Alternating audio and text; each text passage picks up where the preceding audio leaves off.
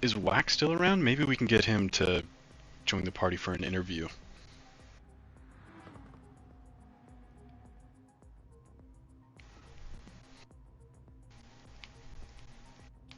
I mean, you could always ask the actual chat itself.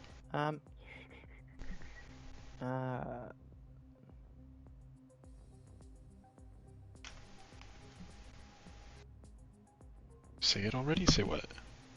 I gotta say it. I gotta say it. That's where the stream ended? Yes. I had already said it by then. An energy drink.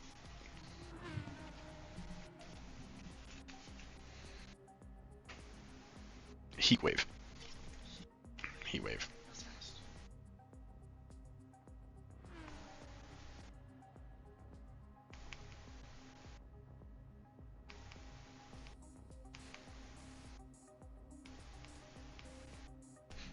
Alright, let's go. Let's see how many we can get in early. Maybe we might be able to get the stint running a little bit closer to on time. A boy can dream.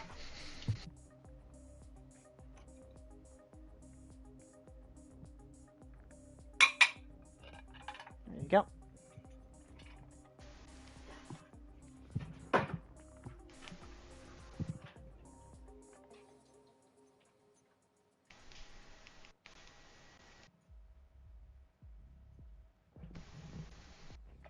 Who are we missing? Rain? Is Rain I got here? down. I wished. Is anybody gonna say anything if you just keep resetting the lobby until you get Rain? It's on. You are where the stream is live, right? And? Yes, they probably are going to say something if I just stay and spam the lobby until it runs. Albeit, rain in the lobby would be really nice right about now to give us some vision of an interesting 3-hour stint that we're about to develop.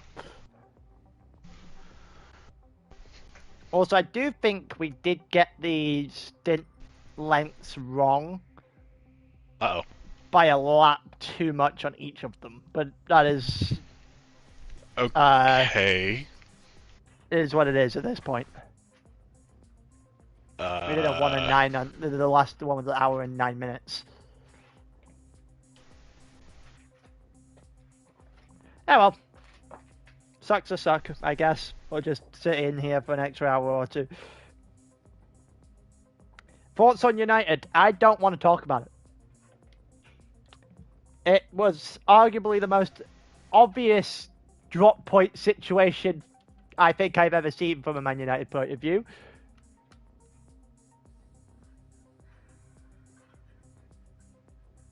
Because quite frankly, it away at a newly promoted side, it's just an annoying Thursday fixture.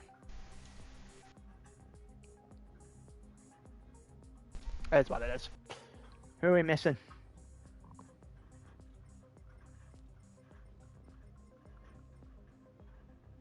Ollie's back. The weapon is in the car that the Shucks managed to drag about 6.5 minutes backwards. Sandance's doing the 3-hour. Epsilon doing a 3-hour stint after doing both the last two. Jesus. Someone get this man a pancake. Going above and beyond.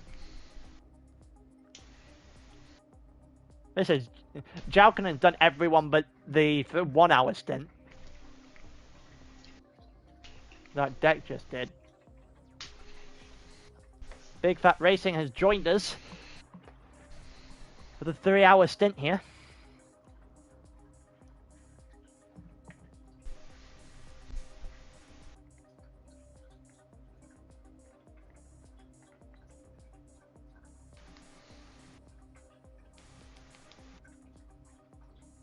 Oh, he's actually live as well. We We are missing someone. Incognito's in. Overload is in, so we'll see how well he can do while on death's door, apparently. Syndra's in for the Ooh. lead car.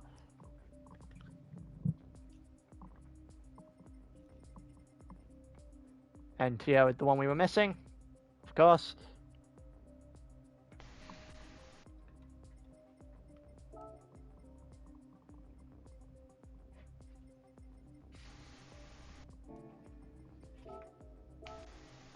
Alright, so we can set the grid. So it's Syndra from Overload.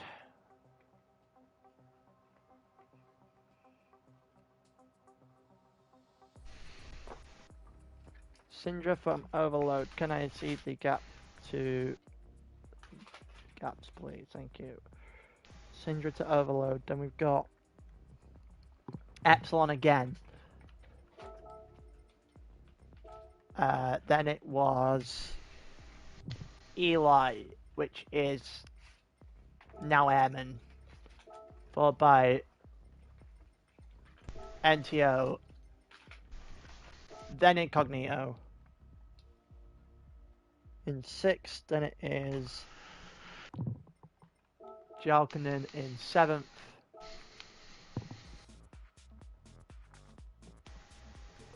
Eighth is Anken. Ollie is next, I believe. Yep. Then it is LGT Purple, which is Jack. Then it's Big Fat Racing. LGT Emerald, which is Goalie.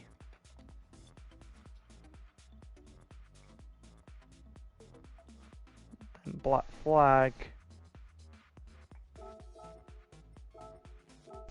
Sandancer, and then LTR. Alright, put a starting soon in there, we can get going for the 3-hour stint.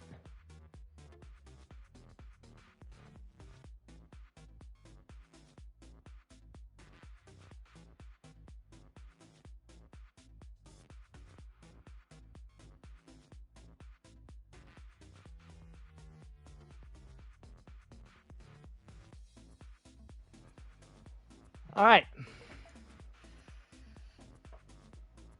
It's going to get up again when this was meant to start. Keep an eye out on how far we are from where we should be.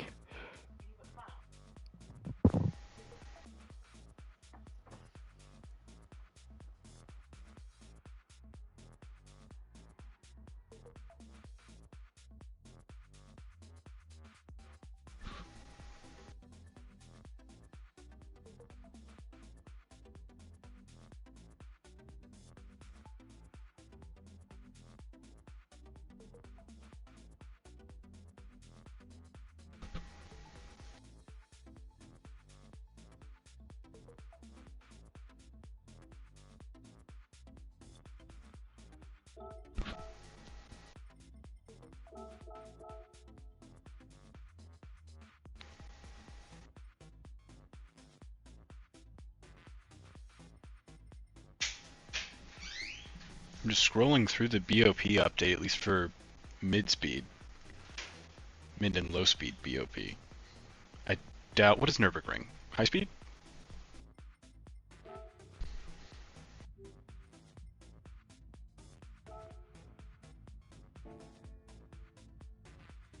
I feel like it's high-speed. It's high speed.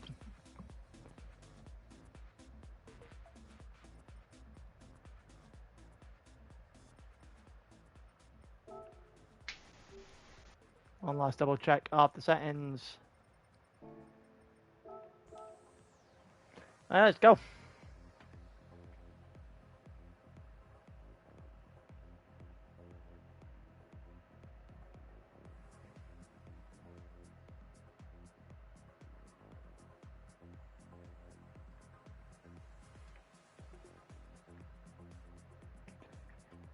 All right. I am hoping that we get some version of rain at some point during the rest of the night. Would be nice. Could help to actually catch some people up.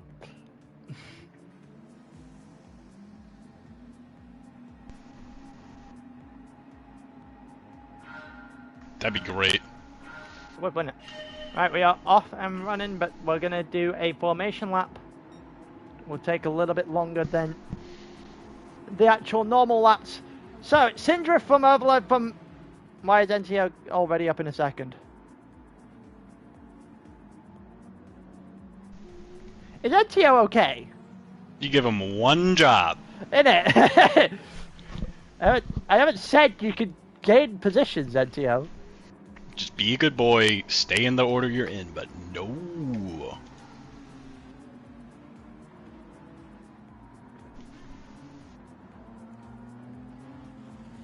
He needs to drop to 5th.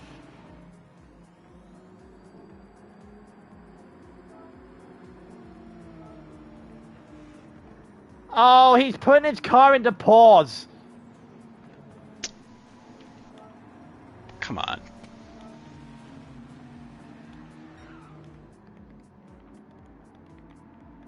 It's not explicitly stated to not do that, though, right?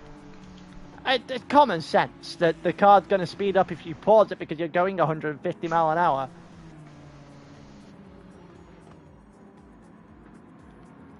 Yeah. I'm just trying to vouch for him, I guess.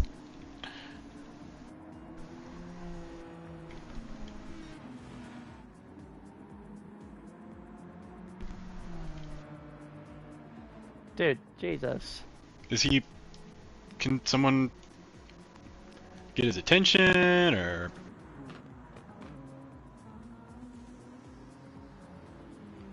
The car's going to be the entire way across the track at this rate by the time you get a hold of it. There's always one, isn't there? Yeah.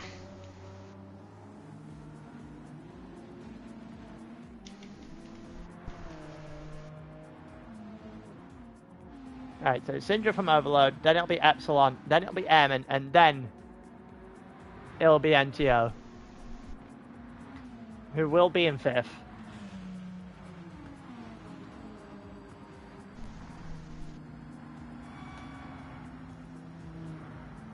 So let's have a look down the list. The first we see of Syndra, the first we see of Overload, but they are very much a known quantity at this point.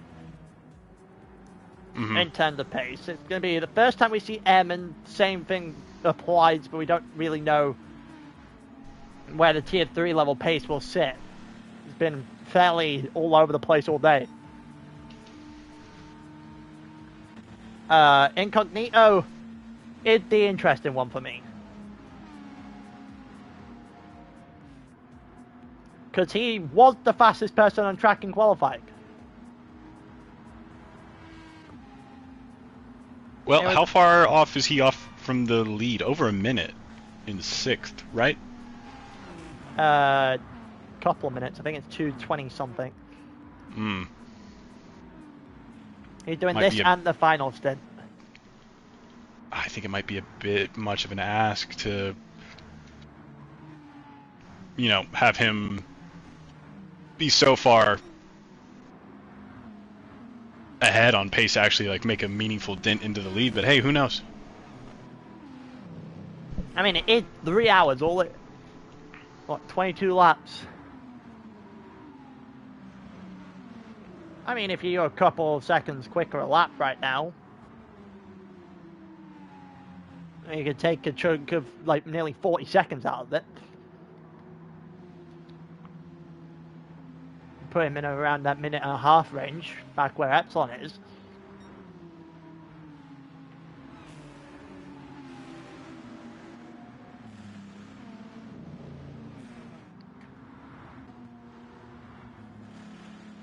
Certainly not impossible. No. All it takes is rain or a mistake.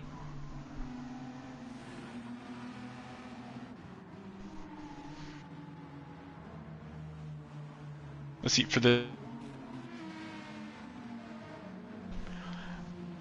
night or dusk in this stint? We'll see dusk. I don't think we'll see night. I think night starts to tick in on the next one because it's currently evening now. I think it'll turn into dusk. Maybe the ever so slight beginning of night. I don't really think that'll make too much of a difference, unfortunately.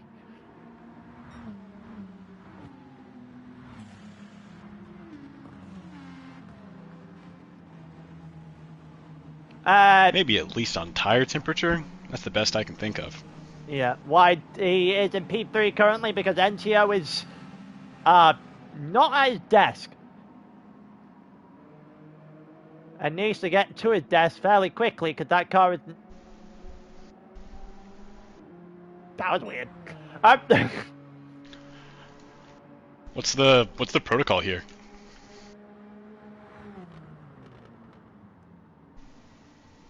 It looked like he has got back to his car. So the answer is not a lot for now. He is supposed to find himself back in 5th, and I wouldn't be sat on the racing line if I was you.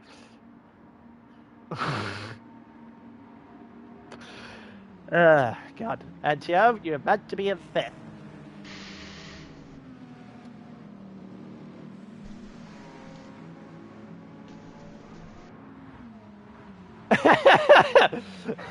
Pulled the Paul Pierce. God damn it. Alright, so NTO has now returned back to the correct position.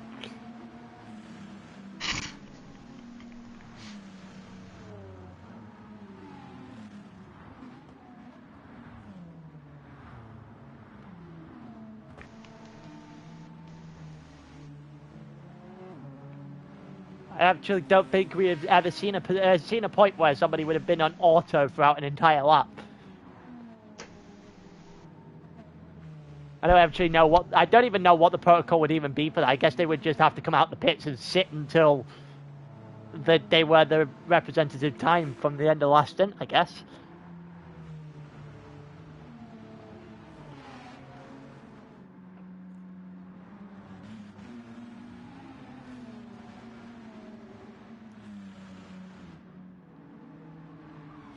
I guess that's the only probable remedy we could even put in. Sorry, say that again? If they went in on auto, and then they would probably have to come out of the pit and just sit until they were whatever time they were away. Because even then, the pit time would be a little bit scuppered, wouldn't it? Yeah, I guess.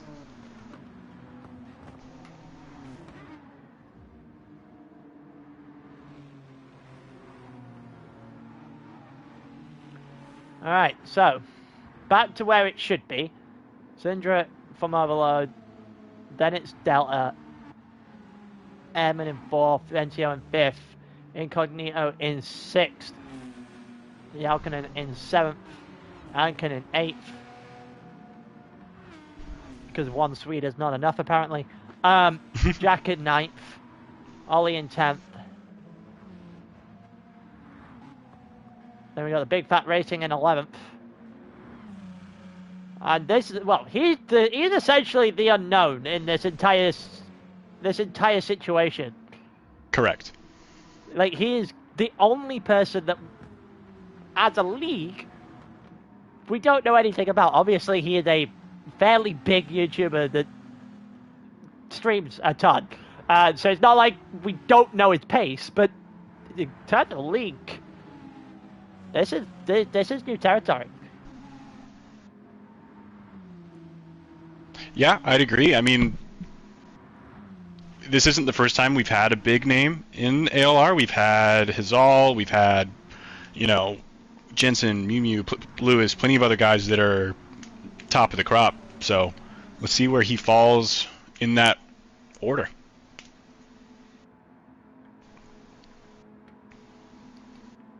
Yeah, looks like he might be doing it from cockpit cam as well. Okay, he races in VR. Interesting. Bravo.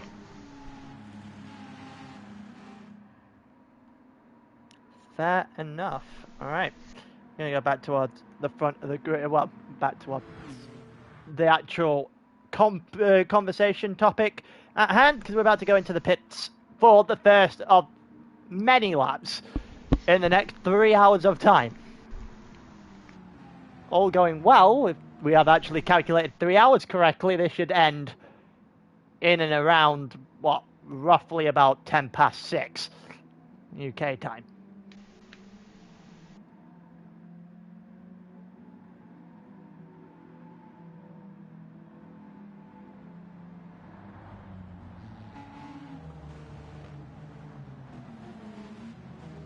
Alright, pit lane it is. Here we go.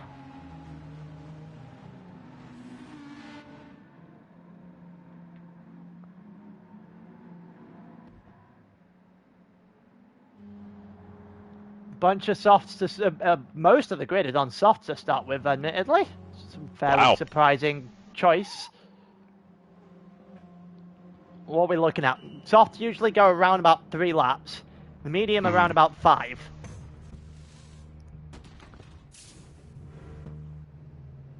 What, realistically, looking at 5, maybe a 5-stop, maybe? 4-stop, 5-stop, something of that nature? Man, I don't know. Perhaps. This is kind of uncharted territory. I mean, it feels like, you know, that's the fun part about ALR's endurance racing, is that since each stint is its own length, you're not necessarily guaranteed the same strategy. Yeah, you don't know what. It doesn't matter what's come before you, because you've got to then get it right yourself. Correct. Could get interesting. Oh, Bobby's got it wrong. Oh, Bobby has got it very wrong. Oh no. Ah, there had to be one. There had to be one. Bummy, you are waiting until 7 minutes and 18 seconds. Just a casual 7 minutes early.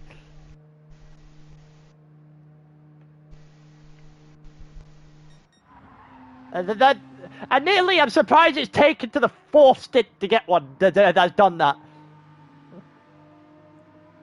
True. Usually have one that doesn't go, that goes, well, it's usually straight away you see people go far too early. The gap roughly about 26 seconds for Syndra and Overload then. Oh yeah, tyres will be absolutely freezing.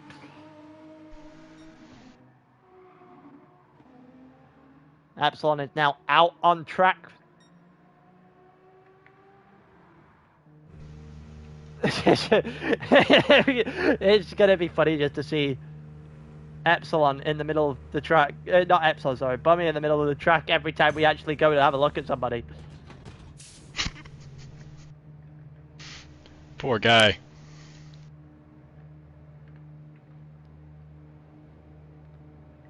Emin's starting to get ready to go.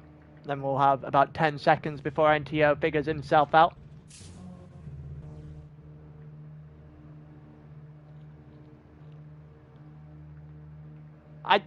How am I meant to order you McDonald's to come to to Canada? He's still asking.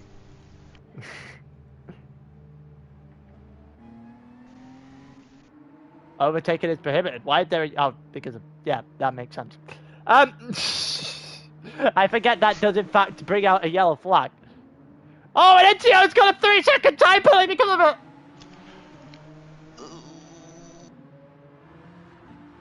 Oh no! Oh no! All of Mew Mew's hard work. Oh, is that 3 minutes for the track limit? They're not for the exit or entry in the pits. I think it might be entry or exit in the pits, you know. Yeah, that has to be it. 3 seconds is usually... It has... No. It has to be the pits. That's the slam dunk number it gives you. I guess it doesn't have to be, but... I was about to say overtaken under the yellow flag is also a 3-second time penalty. They're both 3-second time penalties awkwardly, but NTO hasn't overtaken anybody. From what I can see anyway.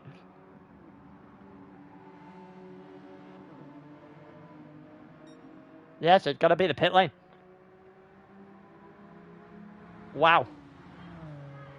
That is an awkward screw-up straight away.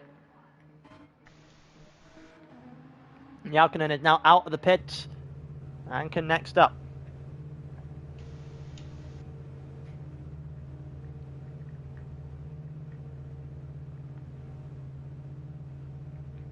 Already turned the game sound up once. It is still pretty quiet.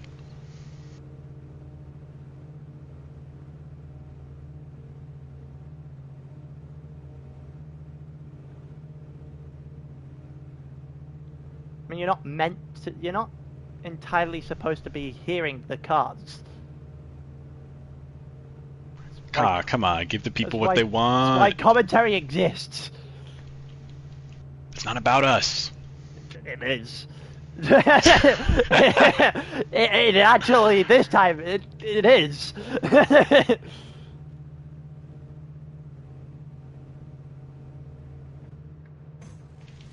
Anken looks like he's just kicked into gear. That means we're about to see a flurry of drivers start exiting the pits here.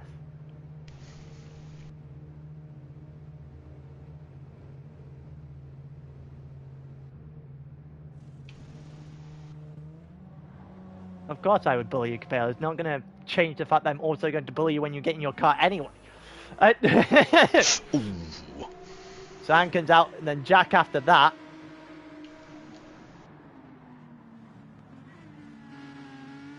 I'm not sure Jack's supposed to be out that early. Oh, Jack's putting no fuel in. That'll be why. Okay, that probably explains the incredible size of gap that's just been eviscerated from Jack. Ollie's out the pits now as well. Big Fat Racing is getting himself set up to go. Goalie has gone on the softs and has elected to put a very little amount of fuel in as well. Is he going to get out ahead? He is going to get out ahead. Interesting choice. I really can't see track position really making that much of a difference here. I feel like it's probably the last thing that makes difference on a track that's literally gargantuan. Yep. I don't know why Jack has gone out with so little fuel though. That's only going to get him a lap. It's only going to get him a lap. So what could possibly be the strategy for? Is he going to go 4 sets of mediums? And just hope there's rain? No, he needs to be on the softs too. Well, he is on the softs now. Oh. I was talking from the end of this lap when he's going to inevitably have to pit. Oh, okay, that makes more sense. He's already ahead of Anken. Cleared that hurdle very quickly. So I know 2 cars are starting to get ready and go. Out comes the weapon. I gotta say, that's such a sick name. And I think Sandancer's come out as well, which means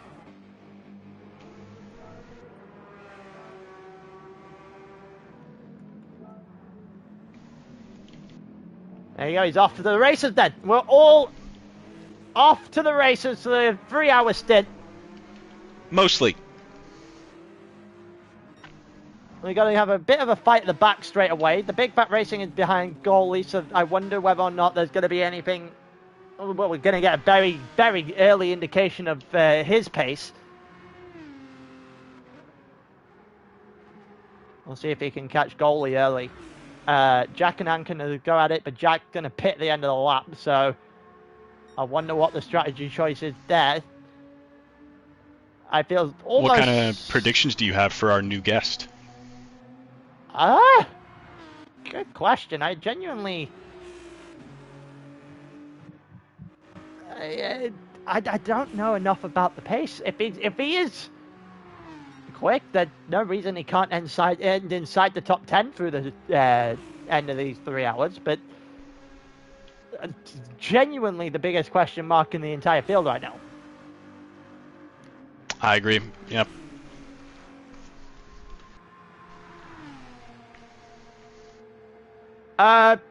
What's Jack's strap?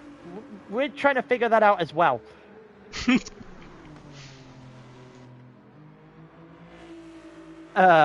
Because he's only got 1 lap of fuel left in that car. Sandancer and Bummy are at it straight away. Sandancer's on soft, Bummy's on mediums. That little streamer. I like to point out that little streamer. Let's have a look. Let's do the maths here, real quick. So ALR. What? Nearly 1.7 subscribers. 1.7k subscribers. I was about to say, we've got more than one. Yeah, so we managed to find 0.7 of a person. I thought they said we couldn't do those kinds of laws anymore. What? So that makes him...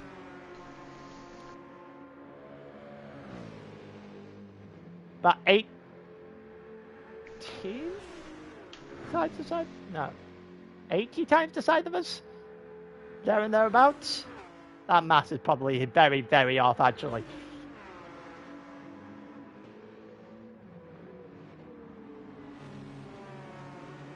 Not that much off. He's big. Yeah, 135k, I'm pretty sure last time I checked, so... Big is big. Yeah. Alright, Sandancer on the back of Bummy, still going at each other. 296 versus the Porsche, which would have been a very interesting conversation toward the front of the grid about 3 days ago. Right now, it is anything but. 296 survived, but it didn't survive that heavily.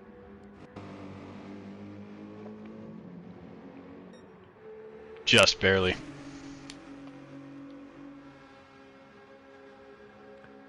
The goalie is slowly but surely opening that gap up to 12th. We got any sort of fights going on? Jack has already cleared 7 seconds on Anken, by the way. Turns out having a lot less fuel and tyres that you don't have to actually give a damn about might be slightly helpful. He's going to get 1 lap on his tyres and his fuel, but he's going to essentially have to make it count.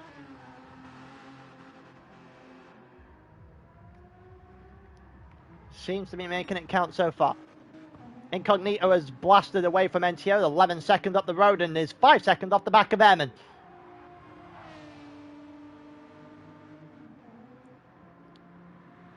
I am very intrigued for Incognito here, to be honest with you, because he got the pole in qualifying, which means he's incredibly likely to be toward the front again in terms of pace.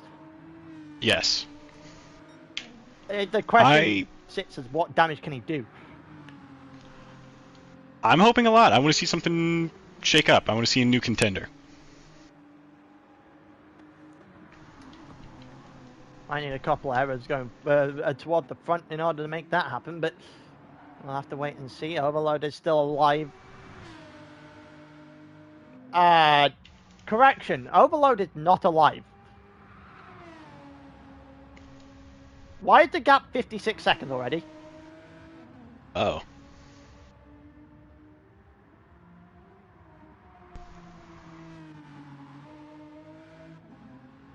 Maybe he's sicker than they thought. That's bad. Uh-oh. Might be time to start being a little concerned. Okay, so it's lap 3 and he's already made a 30-second error unless he pit on lap 2, but at the same time it would have a lap on top. So the bigger question now lies on how can you make a 30-second mistake and not get damage? He might have somehow doesn't have damage again. He is struggling. That man is... Is he just on a different physics set than us? What's going on? That man is struggling something rotten right now. Jack's into the pits, and the gap is up over a minute. And if you're Syndra, I don't even know what your reaction is. I think you might be as perplexed as the rest of us.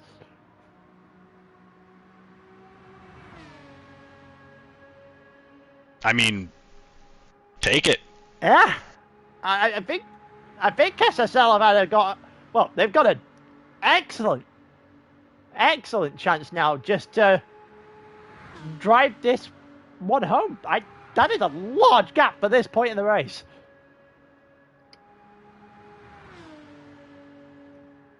Do you reckon it's recoverable? Without errors from Syndra in this 3-hour stint, or a large amount of rain? Not entirely sure it is. I'm inclined to agree. This could be the nail in the coffin. He is struggling. Also, Grin, Overload just took over. This is his first stint. AstroStream did the first 3.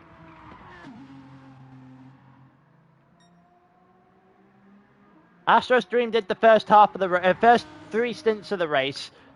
Overload is not feeling well, as far as we are aware, and it might be showing.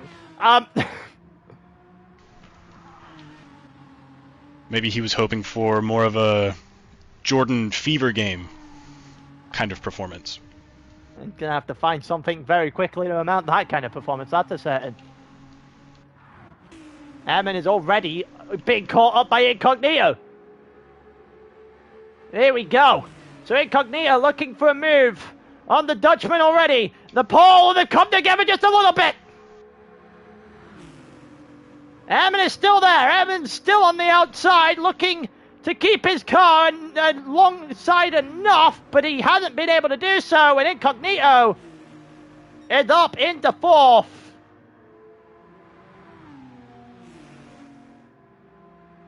The real question... Already producing good results. Yeah, the real question now is how much damage can he do to Epsilon? And also, potentially Overload, if Overload is going to continue making quite those mistakes.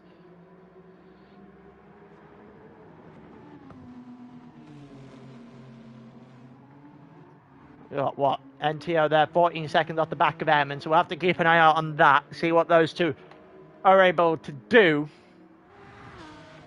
If there's anyone that I feel has got a lonely race upcoming, I think it might be this guy. Mr. I think that's a pretty good guess, you know? Mr. Alkanen has got a minute and 20 either side of him. That is, this is going to be a potentially very lonely 3 hours for him.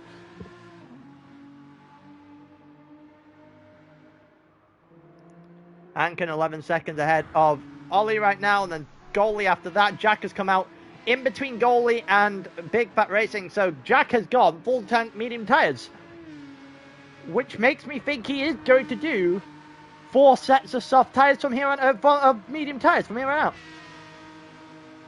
It's not a terrible decision. If he can keep his car straight, it didn't look great there. He got his teammate to go after now. Goalie's got maybe 1 extra lap after this in him, if he's lucky.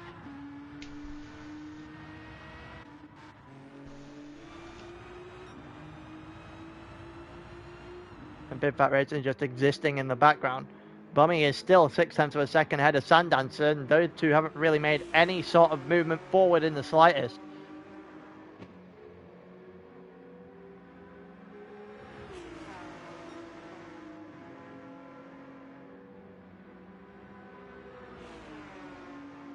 We'll see if there's going to be any move for the Porsche. I think they are well and truly regretting their choice to stay with the Porsche.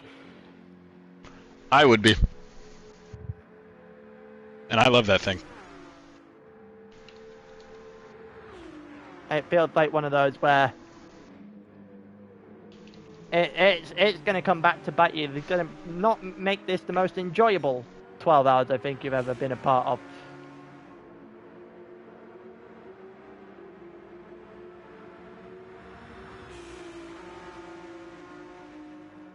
think I'd have to agree. And it sucks, but you know that's how BOP changes work. You gotta adapt. Oh yeah, absolutely. We knew it was coming. We definitely was on its way. It had been a very long time since they actually changed the BOP as well. A very long time. So we were well and truly overdue one.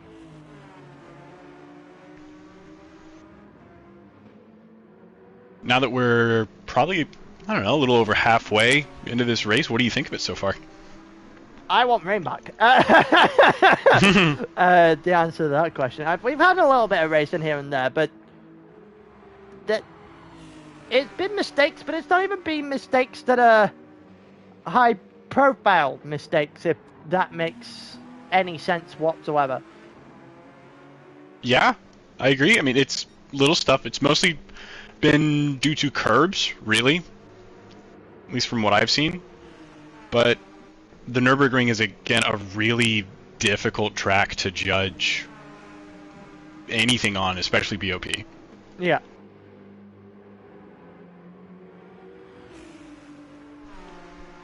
It's just going to be one of those where you kind of just have to suck this up and figure out as you go along.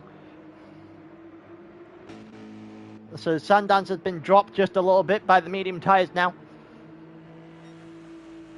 So we'll continue to see how that plays out.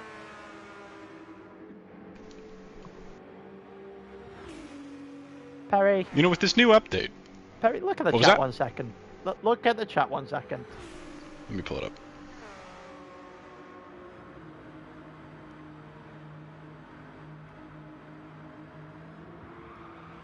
I feel like this now has to rain.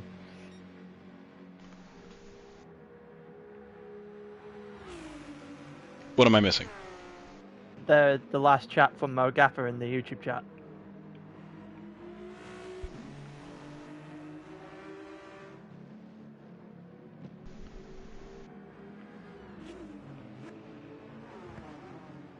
I don't see anything from Mo. Pretty sure he did. I'm losing the plot because he did say it. It popped up at the bottom left of my screen. He asked if we could do a prayer for no rain. NTO only has hards and the softs.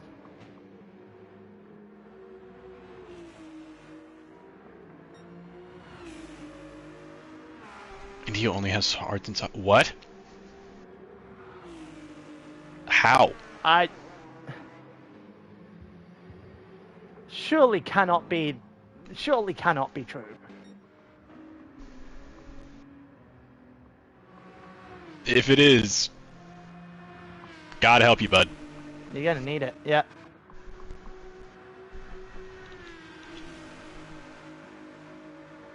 Here we go, the Big Fat Racer going after Jack then. Can he make his first move? It looked like he will. He just blasts straight past the DBR9. Easy peasy. Jack's got no damage, had the more fuel, but also has fresher tyres. It just looks far too easy there for the Icelandic driver. He's going to get himself now an opportunity to close down on goalie.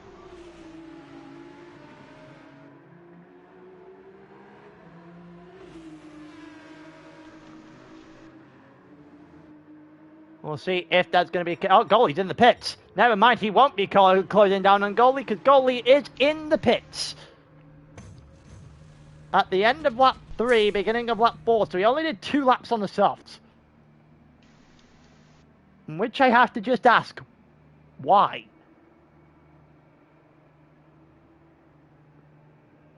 That does not make sense to me.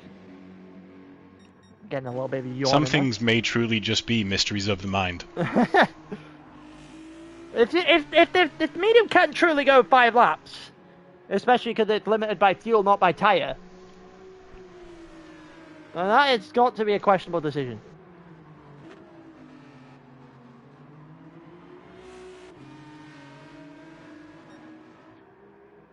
But then again, we don't know the full strategy yet because who knows, honestly, at this point. Maybe we're wrong, you know, maybe hards are the way to go. Big Fat Racing still half a second up on Jack for now. Looking further forward. Epsilon is still catching Overload. Overload is now 1 minute, nearly 1 minute 10 off the back of Syndra. Syndra did an 0.29 on the last lap, by the way. Cooking. So he did the qualifying session for this exact car as well, did Syndra. He did extremely well. Got second place in that qualifying session. And now looking to add to this lead. And into the pits he goes. The end of lap 4, beginning of lap 5 then.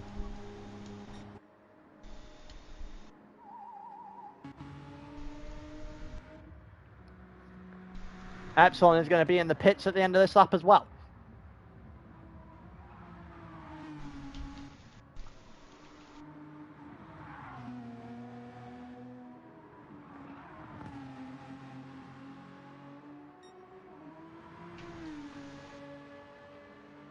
I think it's the other strategy is probably 3 sets of softs, or 4 sets of soft and 2 mediums potentially. I don't actually know. It feels almost impossible to tell until you really see him play out. Yeah. NTO currently 15 seconds off the back of Airman. Airman 11 seconds off the back of Incognito. The Alkinen is going the right way. He's closing in on NTO and driving away from Ankin.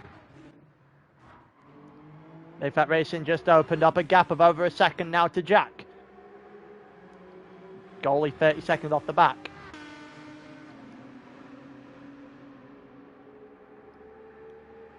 It's going to be very interesting to see him go after Ollie. That's the thing.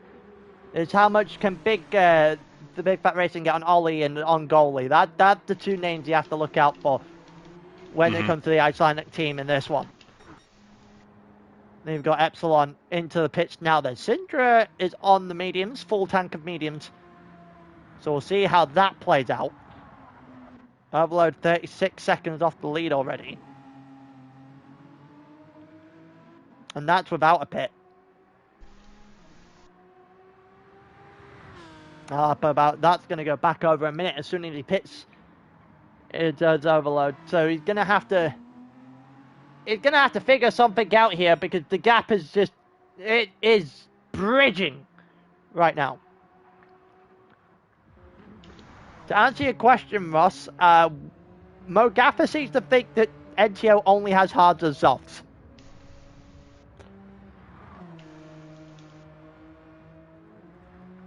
Which would make rain extremely funny right about now. Quite possibly the funniest. And just doing a little bit of a number on NTO. Can't really hang with Incognito, however.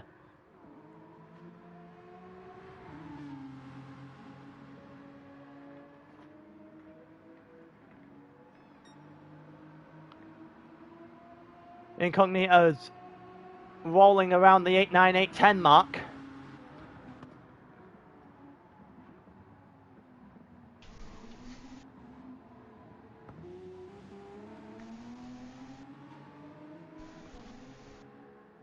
Did YouTube stream just go down for a second? It's still live for me? Interesting. No, I just wonder why we went from 40 people watching to 3 in about 3 seconds. Was it something I said?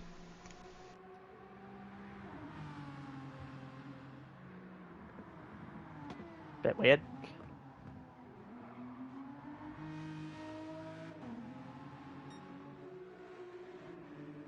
Off his first set of softs on 2, you guessed it, another set of softs. Because it won't be a set of hards, not this early anyway. On to, you guessed it. He is going to spam softs like they do not exist, by the way. What if this is the inciting incident of everyone learning that the hards aren't that bad? I feel like people would have known that already if they weren't. Someone would have caught on to that, surely.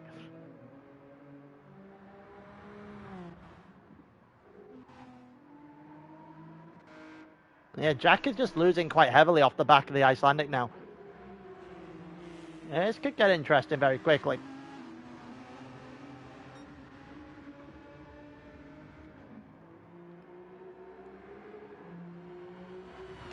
Definitely has been a stage of what-ifs for the Icelandic team, innit? They've up to this point. Let's be honest, had they not botched the pit in Stint 2, I wouldn't know where they'd be, because that's probably where most of the errors came from, just trying to readjust from that error in particular. Mm-hmm.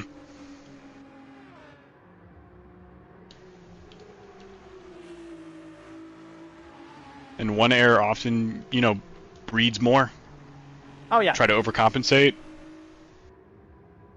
Then before you know it, you've driven yourself into a wall. And cost yourself an extra time on top of some extra time on top of that. Yup.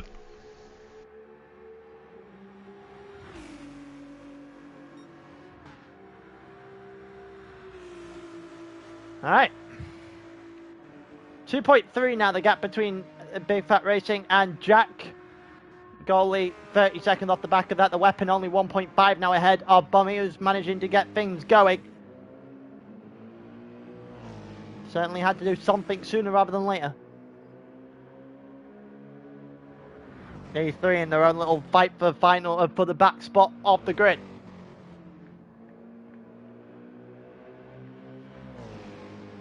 In respect to these guys for actually staying through the rest of the race, because I know from experience, being at the back in one of those long 12-hour races like this can be demoralizing. Oh yeah, definitely.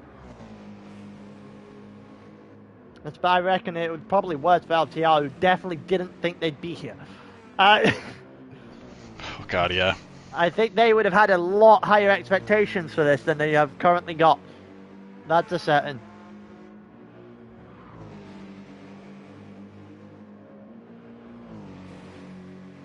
So we'll wait and see if they can recover something. Current reigning Split 2 champions in Esports are not off to a good start. Well, off to a good race at all here in the 12 hours. He does, however, have a position on the Weapon. So, position up to 13th for Bummy then. Weapon will pit at the end of this lap. Sundance will pit at the end of this lap. Bummy will go a couple more.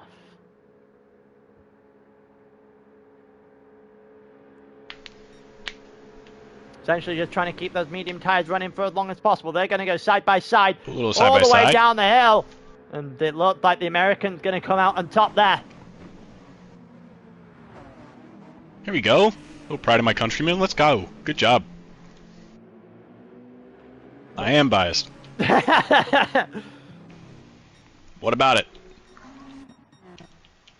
There's a surprising amount of nationalities in this race so far, to be honest with you. True.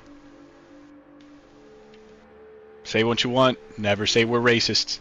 I don't think anyone was trying to call us that. Behind our backs, though. I don't think anyone was trying to call us that, to be honest with you. We got to make sure they're not, just in case.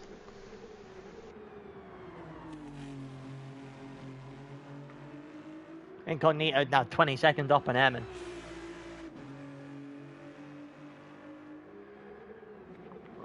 Incognito 2 minutes 11 off the lead, but obviously Servinger's not long since pit. We know that Incognito's got a pit in due course.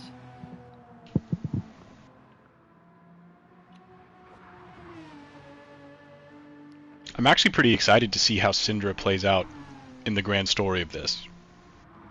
He's a name that hasn't really shown up in ALR as frequently lately, but is definitely one that's well known. Yeah, definitely. Definitely is the old Falcon days in Esports, in particular when he showed up a ton. I haven't heard his name a lot recently, but usually shows up to these 12-hour events. And we'll see if he can get them over the line here, without any sort of mistakes. If he can go mistakeless, then there is a long way back for the rest of the teams. In comes Overload for a pit stop then. Imagine Incognito might need the same. Albeit, I also wouldn't be too surprised if he goes one more after this.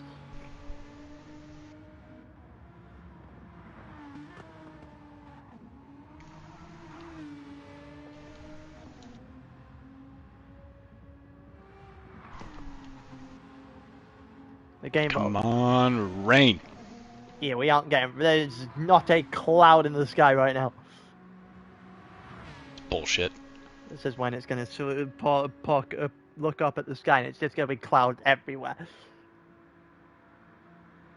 No. A man can dream. There is not a cloud anywhere to be seen.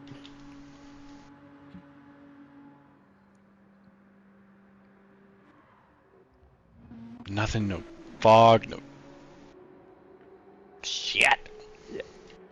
Nothing at all, so everyone's kind of just trying to drive as they are. However, there is a little bit of spice going on here again from Queen's Head. Another error and more damage to that car. But frankly, if this was real life, that car would be well and truly out by now. Oh, let's not start using that as a metric.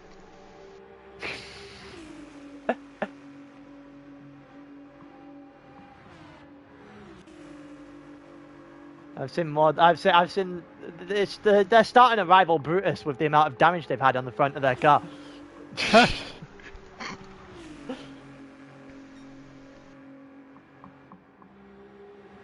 Notice how I didn't say the Aero GTM mode. It's just Brutus. Oh, that's a little mean. I don't actually think goalie's managed to suffer any sort of damage yet, actually.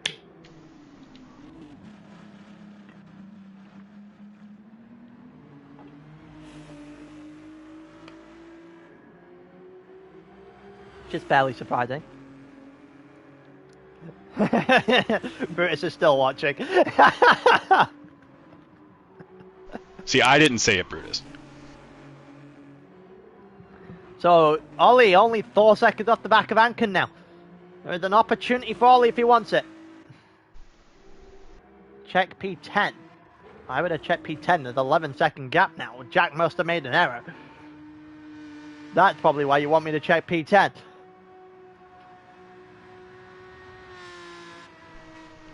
Yeah, I think Jack made an error. He hasn't got damage. He might do now! He is going to now! God. How is he not? How has he survived damage? She is well and truly in a wall facing the wrong way on the track, but how that car must be made of just flat, like, I don't know, straight up tungsten or something. How on earth do you not have any damage to the car at all? I was about to say commentator's curse, but he's escaped unscathed.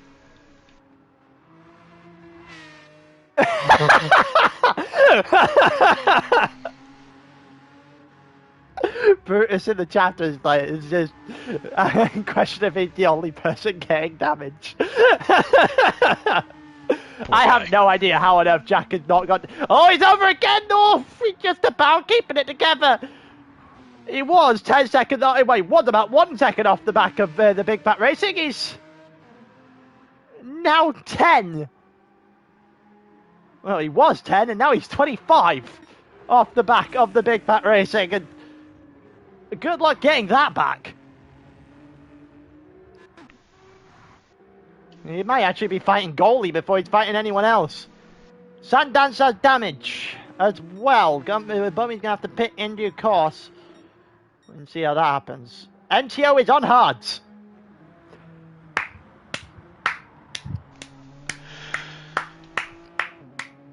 Just have to golf clap this. Yep. For the sheer stupidity. The day has come. What is it with TBG and a hard tyre at the 12-hour races? maybe a question for the therapists. I don't think we've had a 12-hour race from TBG yet where they haven't actually used the hard tyre for some increasingly more ridiculous reason. I mean, not having a medium tire, I feel like, is probably the best reason you can have to use a hard tire. Yeah, but the question then becomes, why don't you have the medium tire? Or wet, or intermediate, just in case you need them. Yeah, I can't help you there on that one.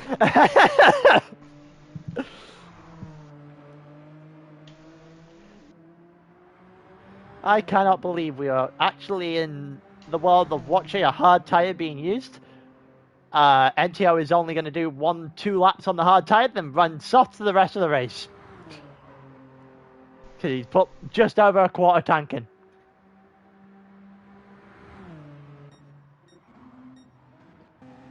You have to question the strategy here. Honestly, I find it fascinating. It's like a study on the human brain. Oh, Epsilon just about keeping it together. Currently 7 seconds ahead of Overload, who has pit now.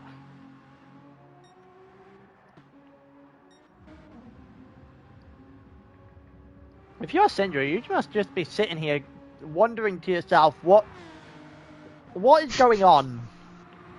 Because like, you can't be sat there genuinely thinking it's just this easy. And we are on Stint 4 about to see our first lapped car.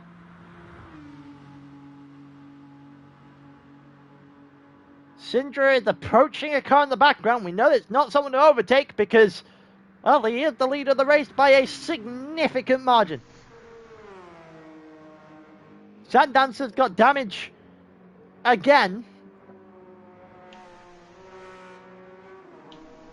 I don't know if he's actually got that damage after pitting or just kept the damage from earlier on.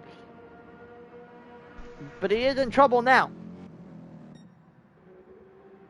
Although he's on the new set of medium tyres, and he is starting to break away from the bottom two. Finally starting to get something going for LTR with a lot of damage to repair. Do you think this is recoverable? No. To goalie, maybe. That's about as far as you're going to get, realistically. About this cluster of drivers between Jack, goalie, and Anken and company. Anken's on new set of mediums. Jack is on a half one set of mediums. Same with the Fat Racing, is currently sat in 9th.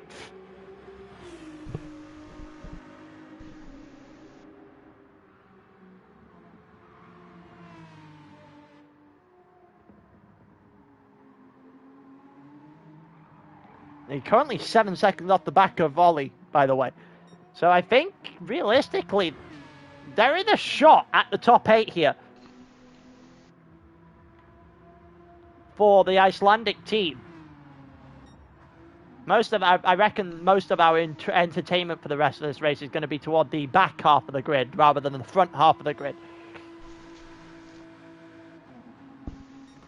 It's kind of sad that they're, hoping for a top 8 whenever, at the end of Stint 1, they were the leaders. They'll hang that up. They'll hang that up somewhere in Iceland, that first stint.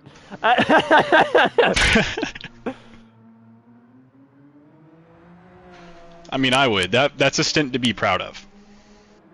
And then probably immediately exile Himi as well, just for for good measure.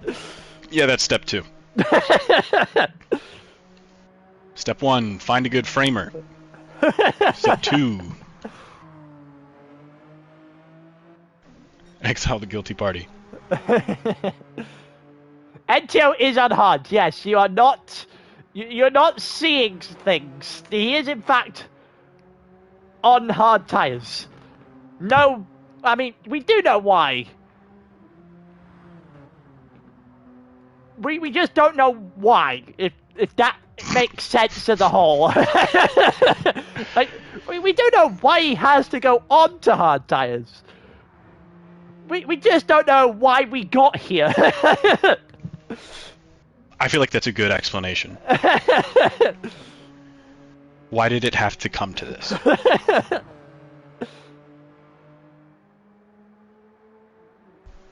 They just said they are building the boat for him as they speak.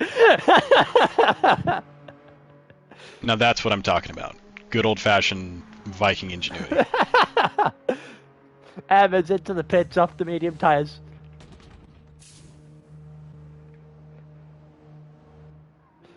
Like, no, we understand that he doesn't actually have a medium tyre. That part we understand. That part is just plain English. Everything that happens before reaching a race without a medium tyre is what we're questioning. Yes, correct.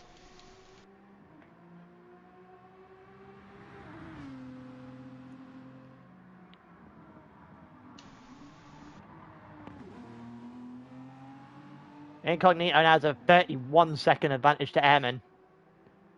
2:46 behind Syndra. We have blue flags being waved. There you go. That is the first lapped car of the 12 hours. Syndra on Sandancer. You want to do this race in hard mode. But why?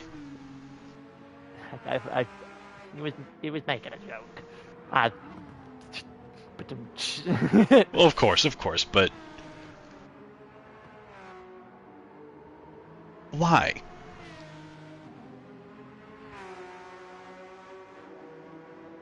He's somewhat of a masochist. Yeah, we gathered.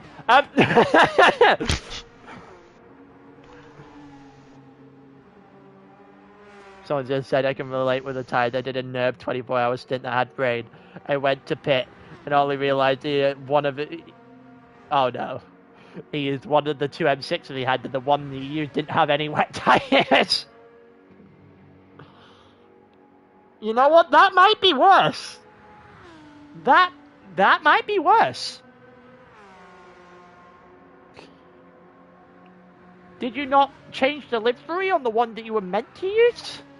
I feel... Wow. This might be a rabbit hole you don't want to go down. Yeah, it might be. It might be. Feels like one of those that's just... It'll cost you your sanity. We've got 8 seconds, the gap between Delta and Overload. One race asylum pleb moment of the year. Yeah, you deserve it. That is a very hard moment to beat for a pleb award. That's... Yeah, I think if you do that, you might lock that one up.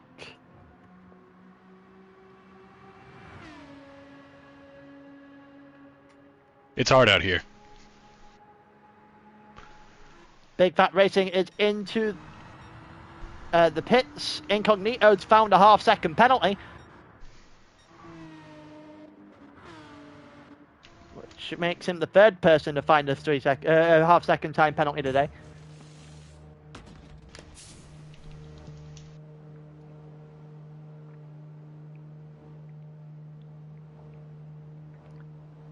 Ollie into the pits as well. Ollie's had a bit of a problem because the Big Fat Racing is now 11 seconds clear of him. The Big Fat Racing. Yep. Cleared him by 11. He's cleared him by 11 seconds. That last lap was at 8:39 for Ollie, and it was at 8:17. The Big Fat Racing. So, that it's very clear what has happened there. Massive error on Ollie's part, which is going to put him right beside Goalie, which means that Goalie is not going to have the most boring race he's ever going to have this time. Actually have some racing to do. Hey, look at that. Goalie is actually going to have to do his job for once. For once. Ollie ran out of fuel, potentially. Ouch. That was That would definitely do it. That would definitely cost the 20 seconds that he's just thrown away. In fact, Racing is 2 seconds off the back of Ankin. Jack has a half-second penalty, which makes him the 4th person tonight to have a half-second penalty at the nod. I feel like if there's one thing we've learned from today, a lot of time is lost from people just giving it away. Oh yeah, they're handing it out on a silver platter at this point. Yeah.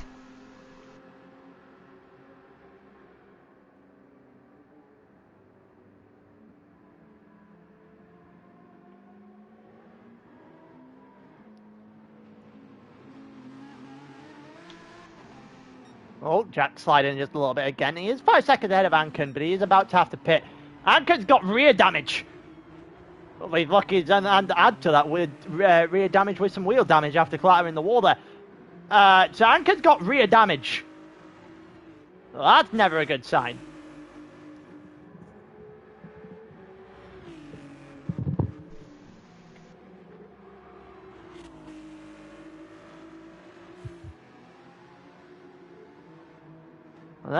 That's not good. Queen's Head's almost, honestly, we might actually have to have a competition this time, but to see who actually got more damage, Queen's Head or Brutus. Legitimately. Who's your pick? I think it's close. It's got to be close. Brutus had what, 20 laps straight where he had. Oh, what was it? 15 laps straight, sorry, including qualify where he had damage.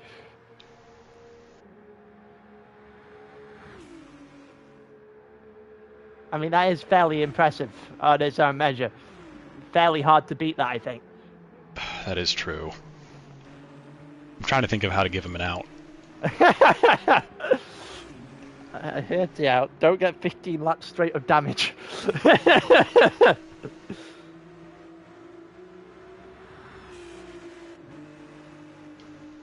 Brutus still has a 2.5 star stint. Yeah, the yellow flag! The yellow flag is Jack again! It's Jack again who's off the track and round. Let's see what happened this time. Oh, it's the curb on the inside and straight into the opposite wall. It never looked good. It never looked good, that's a certain. And now the Icelandic man is right up on him again. Jack is literally handing time away now. Ankin's got damage. Jack's got damage. Jack's hit the wall again. Jeez, buddy, come on. I'm pulling for him. Yeah, he's still trying to persuade me this DBR9 is worth using. Here comes Bitfan Racing on the inside! Keeps it together! Little Argy, but he gets it done. It even looked like there was. It looked like maybe netcode at best, but that's a really good move. You don't usually see one into there very often. No, but he made it work. The fact that he made that work and he's in VR as well, that's incredibly impressive. That is a pretty good move. Credit where credit's due. That was good. The gap from Jack to goalie sits at about 8 seconds. Goalie surprisingly hasn't had damage yet today. I'm pretty sure the more I speak about things, the weirder my sentences get. Goalie's had no damage. Brutus has had all the damage under the sun. Jack, who's been the most consistent person in the tier this season, just existing and doing nothing but getting good places, has done the exact opposite of that today. We live in an upside-down world at this point. It must be. Right is left, left is right. Up is down, down is up. Jack's gone back to spinning. Brutus can't keep the car straight. Goalie apparently can. Ahmed's the fastest driver on the track. From earlier on.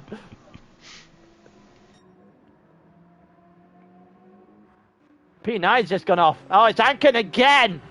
Ankin again!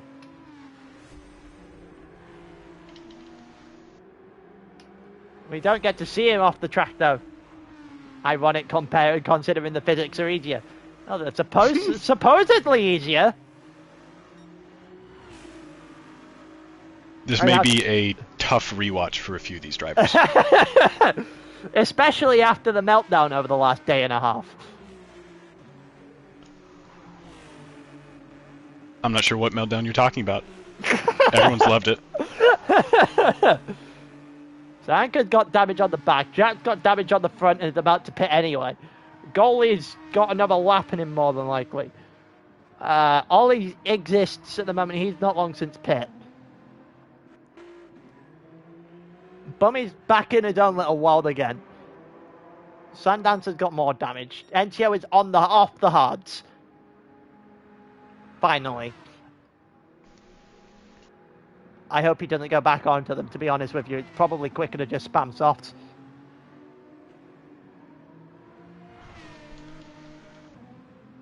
At this point, I think I agree. I just don't see a world where the hards are even part of the conversation. Yeah, me neither. But apparently NTO does. Incognito is slowly but surely catching Delta. Has realistically kept the gap to Syndra basically identical. NTO has now NTO has now found himself right beside Jalkanen, who literally 8 laps ago I said was going to have the most lonely race humanly possible, and has already caught someone up despite that gap being a minute and 20. I guess we of little faith, huh? Ain't it? He said, "Who needs my mediums when you have hards and softs?" You do, I guess. Yeah. I Not the flex you think. I think we just casually do, in fact, need the hardest... No, he does not have rain tires. That is pretty much the focus of most of this. That and... Hards front, soft rear, you have mediums. I'm not sure that's how that works. Mm-hmm. Right. Oh, Jalkanen almost sliding the car out there. There was actually a point in time where ALR allowed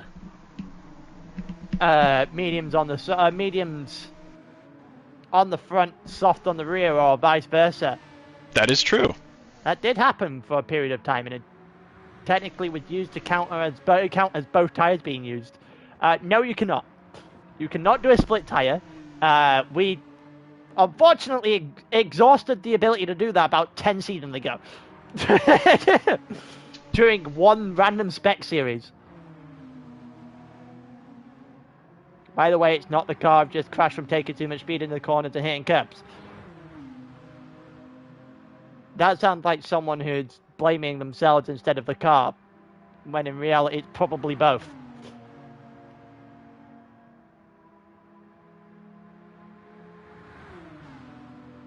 Unfortunately, both can be true. Here we go, Jalkanen's going to go straight after NTO here, and I bet he wasn't expecting a position to be gained sooner rather than later, and everyone in the chat is now doing a rain dance just to screw with NTO. Who had the ALR handle? That is Jack. At the moment, Jalkanen's off the track. He's somehow... How? Is it impossible to get wheel damage or something on heavy? I have no idea. I'm beginning to think wheel damage just does not exist. How has he avoided damage there? It looked like he smacked the rear of his car, just smacked sideways into the wall. I mean, it might be possible that change in tire behavior has something to do with it. I have to check if damage is on, because this is ridiculous at this point. It's on heavy damage. It is on heavy damage, believe it or not. I did have to just check. That is utterly ridiculous. Brutus is probably going to burn PD down just for just for existing at this point. Now, let's not get drastic.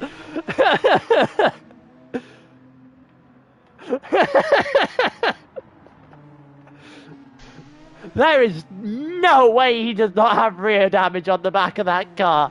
That is absolutely outrageous. Wow. No words. No words. So Big Fat Racer ahead of Anken and up into 8th, so again, I don't really think he can be complaining too much with that. Jack has pit onto a new set of medium tyres and has found himself 7.5 minutes off the pace. Yet still tries to insist to me that the DBR9 is good. Just hammering that point home, aren't you? Watch it win an esports race next season. It has won esports races, has it not? With Mumu. Yeah, but that's Mumu. I'm not really counting that. I think that guy could probably win a Group 3 race and a Group 4. That would be an interesting test for sure.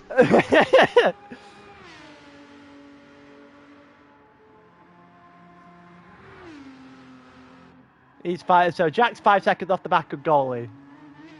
It ain't that bad, but it ain't as good as Jack seems to think it is.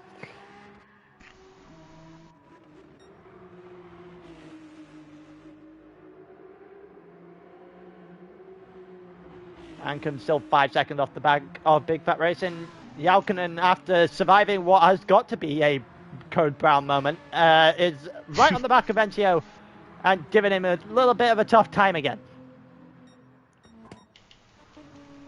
Overload is... Oh, no. Overload is ahead of Epsilon by 10 seconds, but the problem is it won't be there for much longer. Overload has damage again.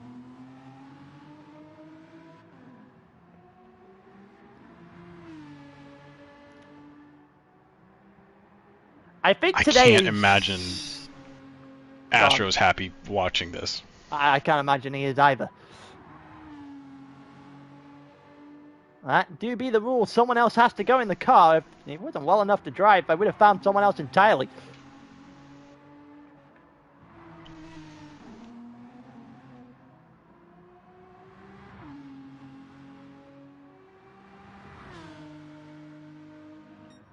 Syndra has a 1.5 minute advantage now. I don't want to quite understate how massive of a gap that is.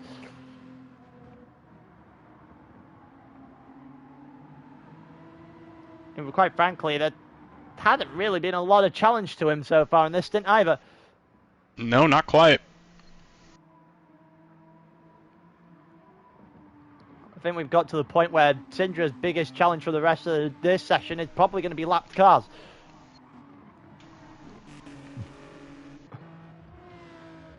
Jalkanen now over a second off the back of NTO. Gap's continuing to increase at the back here. Sandan's 30 seconds off of the weapon. How's Air doing? He's currently just sitting in 5th existing.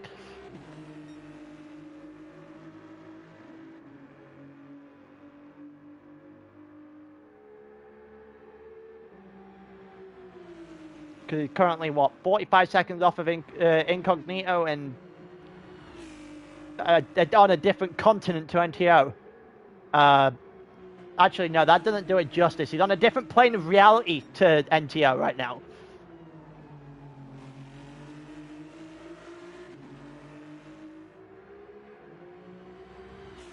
Which is a slight problem for the Corsican.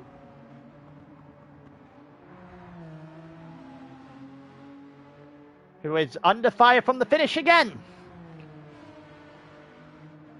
Also, I wonder how painful it is to NTO to have to wear the French flag on GT. You're going to have to fill me in. He's from Corsica. Don't know what that is. It's a region, technically, of France that kind of had once its own independence, I think. I don't actually fully know. Someone else will be able to fill me in on the thing. But basically, it's an area Oh, I've kinda always wanted to say adjacent this. France. Do you know how little that narrows it down? Ah. Apart from the fact that it's not necessarily something that was under French rule, technically. It's still somewhat part of France. Sounds like they need to get their shit sorted out then. But they hate France. So, you know. It feels very somewhat like Catalan, I believe. Afternoon, Alessandra. I believe it's somewhat similar to like Catalan in Spain, and I want to say Cornwall over here. I reckon that probably also works to Liverpool as well. Ireland, maybe? No, because it has to be part of the country that they hate. And if you're now insinuating that the Irish are now English, I feel like you might have some people on the server that might want your head by the end of the night. Part of England, no. Legally bound to England, kinda.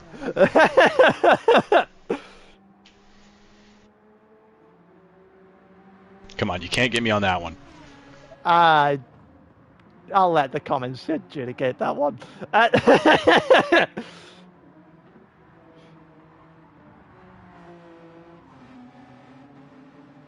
Look, in my defense, it's confusing. There's a Northern Ireland, there's an Ireland. Like, it's just different names would be helpful. Yes, they do have different names, believe it or not. They're called the Republic of Ireland and Northern Ireland. They are different names, but they're different countries.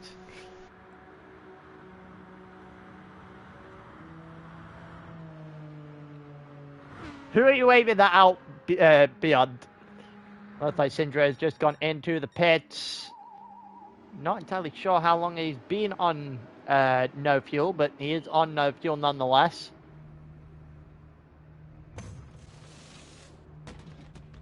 Do we have any Northern Irish in ALR? Good question.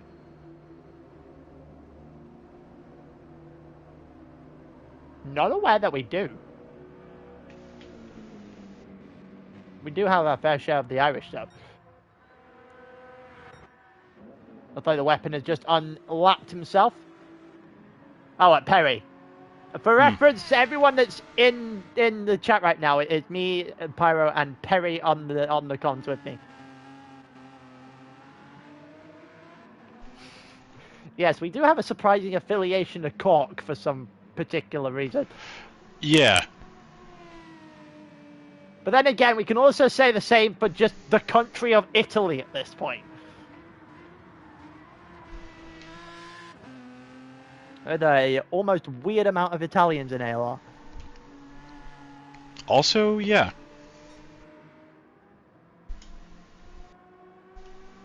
And if you was to ask me how we got to this diaspora of people in ALR, I wouldn't be able to tell you.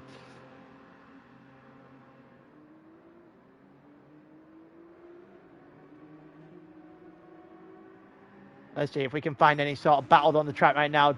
Ollie is not that far off the back of Anken, who is still running with the rear damage. NTO is still being chased down by Jalkinen at the moment as well. Overload into the pits. Needs a new set of tyres, fuel, and also to get rid of that damage to the front bumper. And the gap to the lead is just going to skyrocket once again.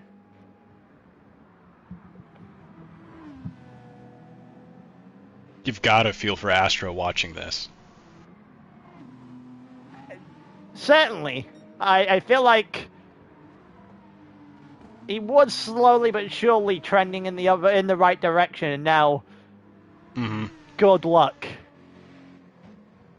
Because Syndra, Ahmed, and Iron are not people known for too many mistakes unless you put them under pressure.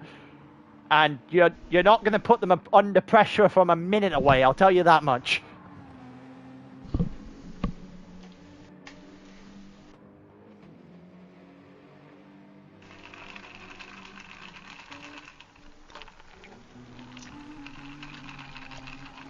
Not anything currently interesting at the moment happening on track. Doesn't look like it. NCO is just slowly but surely starting to pull away from the Finnish driver in 7th.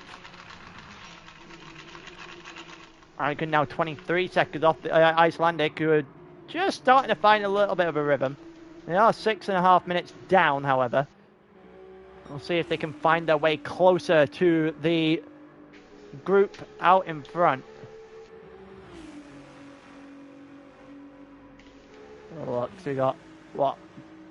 Ollie 2 seconds off the back of Anken. That'll be a battle sooner rather than later. Ollie, then Goalie 34 seconds off the back of Ollie, the Swiss versus the Canadian. Oh, a little bit of a snap there from the DBR9 again. Jack is now behind.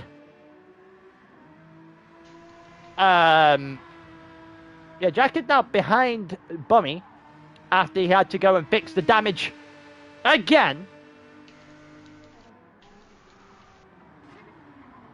It's something about these DBRs.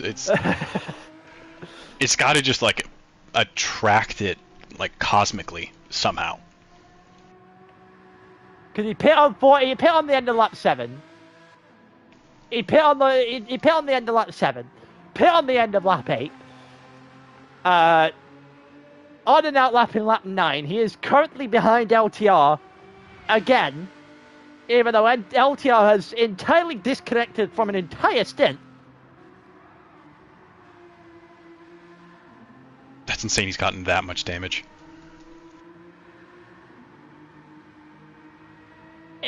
It is almost impressive now that he is legitimately in a fight with LTR, who should have been dead and buried a long ass time ago. Especially in this race, they've not had a nice day in the office at all. Bummy is about to pit, which does mean he is going to give Jack potentially about a 20-second advantage, but that gap was minutes, not 20 seconds, actual minutes.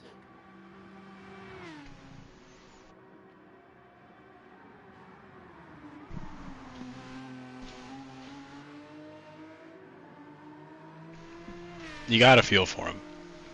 Because we've all been there in these kind of races where you just keep getting unlucky, you just keep making mistakes. At what point does it become not luck anymore? Yeah, that's the next question to ask.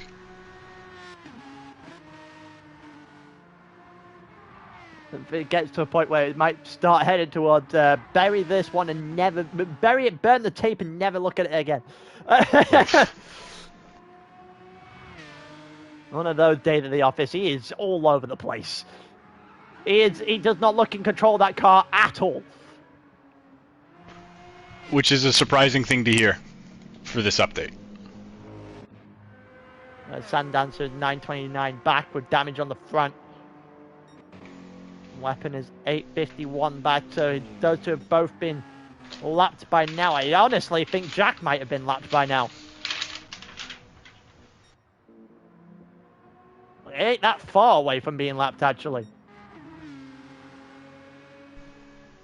Damn, legitimately not that far away from being lapped.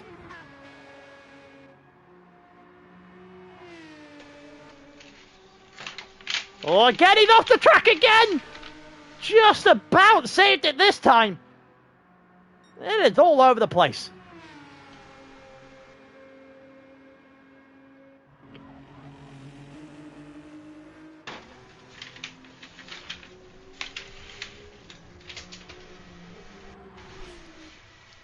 Absolutely. This race has been very informative, but I don't know if in a good way. I'm going to have you elaborate on that one. Well, I'm just imagining being in this situation.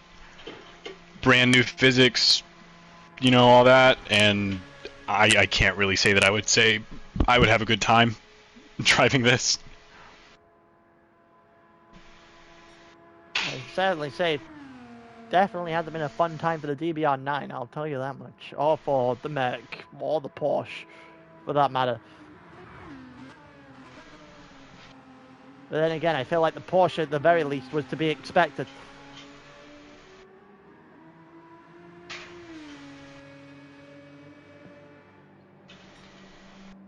Ankin into the pits now then. Ankin actually about to come out the pits. Goalie of the car trying to go round on the long way, on the long part of the track. Is Ankin going to get out ahead? He is. He ain't going to have control of his car in the process. Ankin is ahead of Goalie then. On a fresh set of medium tyres, should be able to put some distance between the two of them. 86 seconds off the back of Ollie.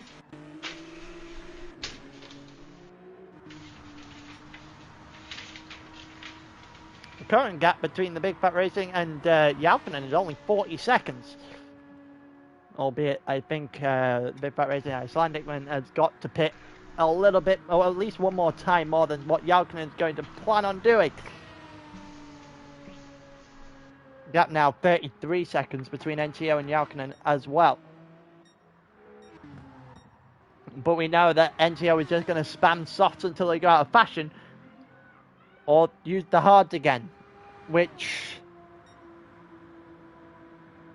would be a choice. Going on it There's once. no way he goes. I can't see him going on the hards a second time, especially after experiencing them. You'd like to think not. Here comes Syndra. I would like to think not. Syndra had damage. Syndra got damage. Did a 9:05 on the last lap. Oh, he may have given him some time back. The only problem is I say this like I'm getting interested, like it's going to be interesting, but at the same time, he already had a minute and a half advantage. If you're going to make a mistake while you're off by a minute and a half probably cushioned the blow a little bit. Also, yeah, I mean, that wouldn't upset me. That's the first mistake I've seen from that car all day. We started at 9 o'clock. It is currently 4:45. They have run a very good race.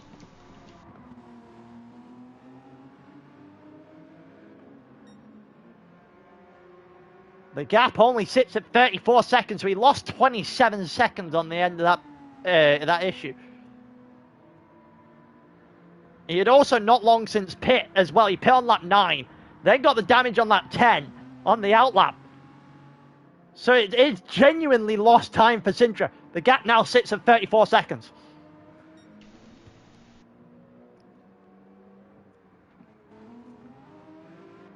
All of a sudden, if teams can get the finger out behind Sintra, it could become a little bit interesting.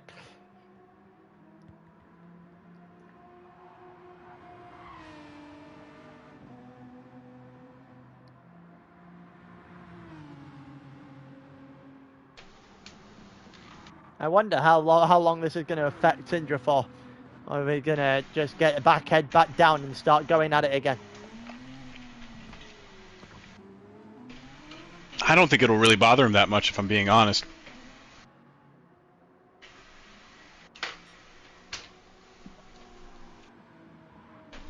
Syndra has always struck me as a very reliable, level-headed driver.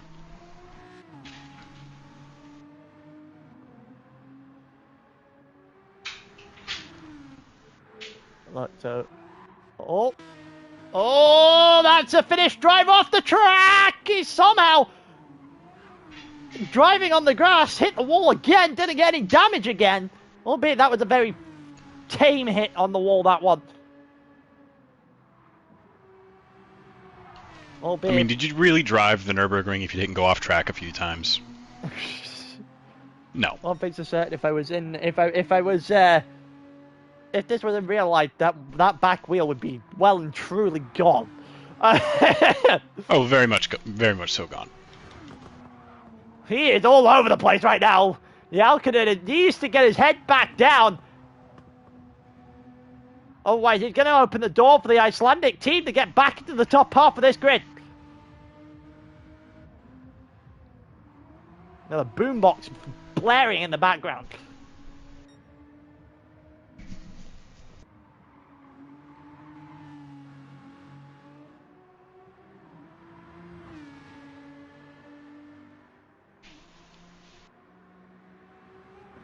We'll see if there's going to be anything else that kind of happens. Ankin and Goalie are going at it. I think it might have just been an overtake here. Franken on goalie. We're not going to get to see it because Anken was already ahead. He's up to 10th, starting to bridge a gap. Jack is in 12th, 11 seconds further back, and already starting to burn his tyres a little bit.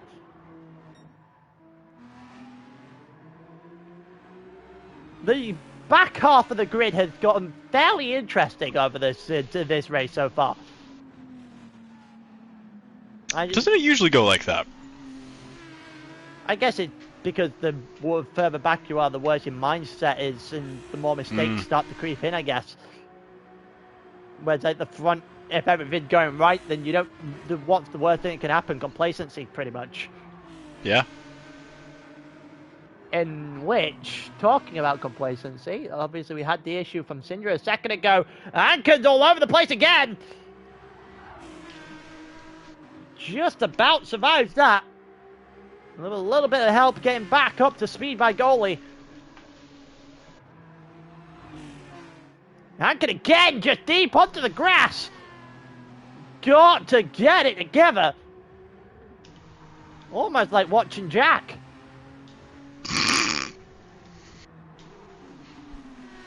What a collateral.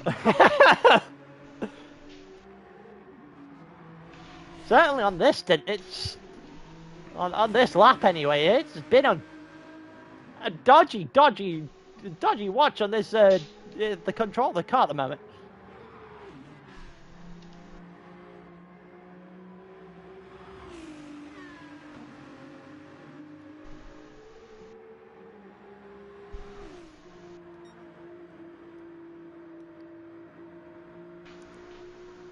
Alright, goalie now outside the second margin. Jack has made a couple of seconds back as well as a result. Only 29 seconds off the back of Jack, so that gap has come down fairly significantly. The weapon has damage. Sandancer has damage. I don't think Jack spun again. At least I don't think he did. I don't know. Either way, it does not look like a comfortable watch.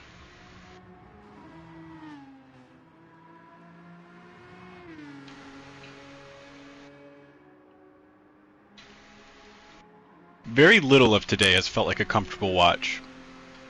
In the sense of putting myself in the shoes of my teammates. I'd be so scared the second my car came on the screen. Feels like people are just, you know, no one's immune to making those kinds of mistakes.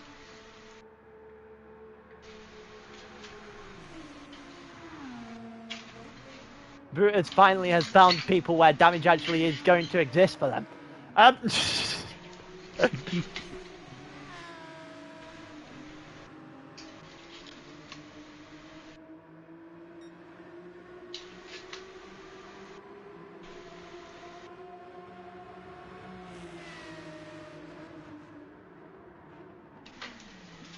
Looks like goalie trying to go after Anken. Anken's got a little bit all over the place on the exit of turn 1, but gets it nailed in for turn 2.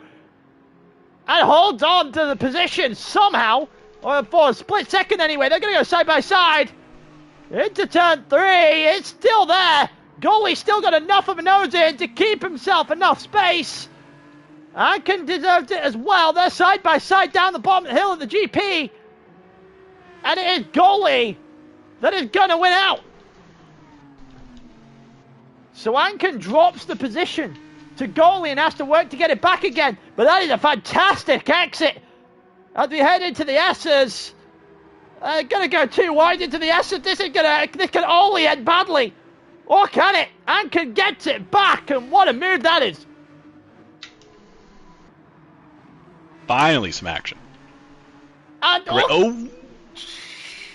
You almost spoke too soon. Let me stop. You almost spoke far too soon.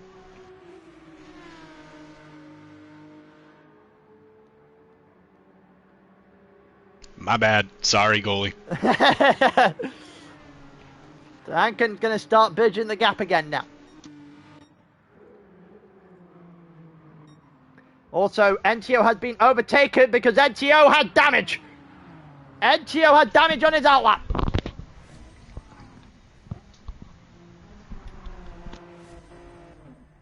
Also, that is a fairly egregious amount of red on NTO's lap chart on the right hand side.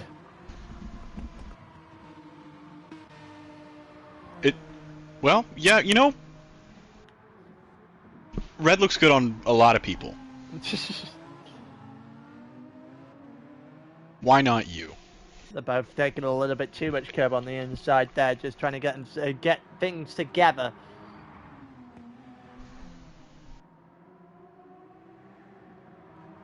Started wondering. So NTO now behind Jalkinen, who has somehow seen, somehow seen a lot more action than he ever had the right to in this stint. Not that he's complaining the fact that he's gained a position out of all of this. Incognito's into the pits. Airman's going to follow him in at the end of this lap.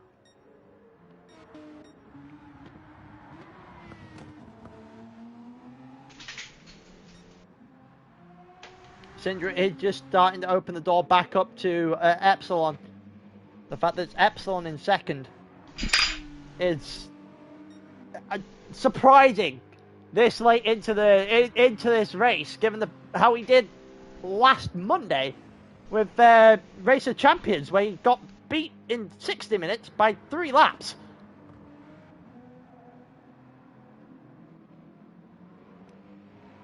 Just kind of all over the place.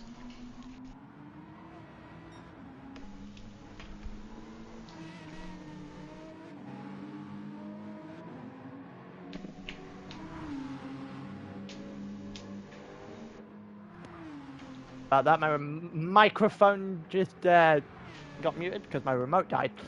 So we're back. Airman is into the pits now then.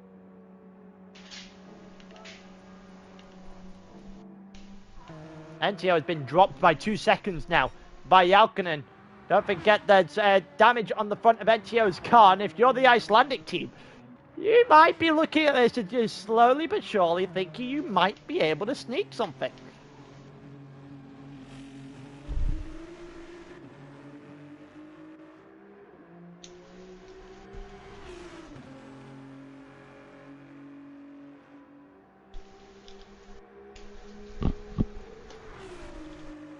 Maybe all hope is not, in fact, lost. It certainly is in terms of winning the race, but in terms of... Yeah, let's not get ahead of ourselves. In terms of potentially sneaking in the top half of the race, there could be some interesting decisions later on. Still got a couple of large stints left to go.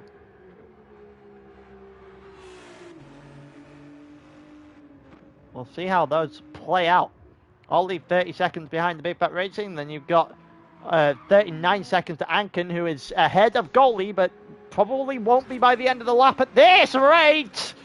I was about to say to the end of the lap, but it might not even get to the end of the lap at this rate. Oops, accidentally closed out.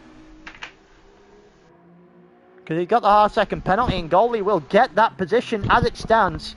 Because this is one of the more punishing penalty lines. Anken, it's all over the place. He keeps it just about. It's on the grass. And never really got back onto the track either. That seems to be a new characteristic of the grass for sure, is once you touch it, you're just going for a ride.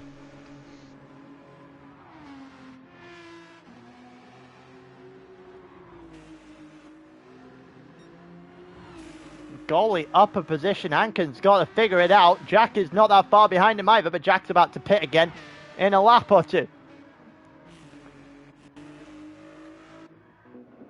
The blue flags are starting to fly again. Jill just started talking about the next stint in the chat.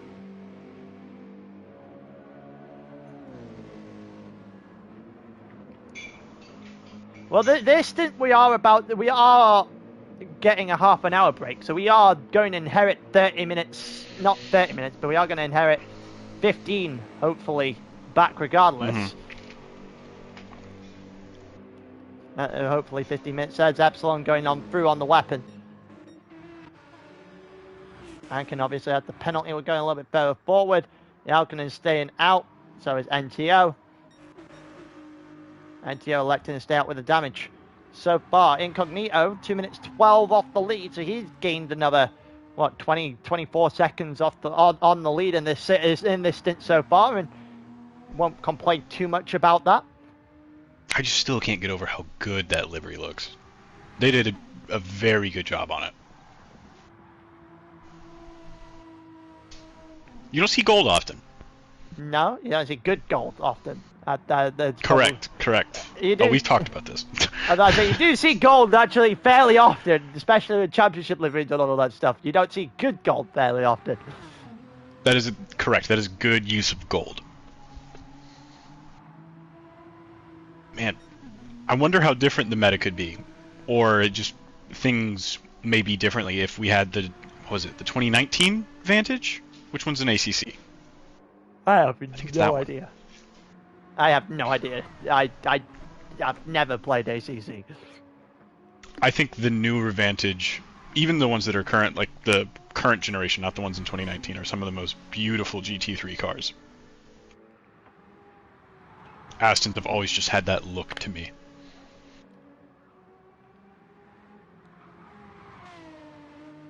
Fair enough.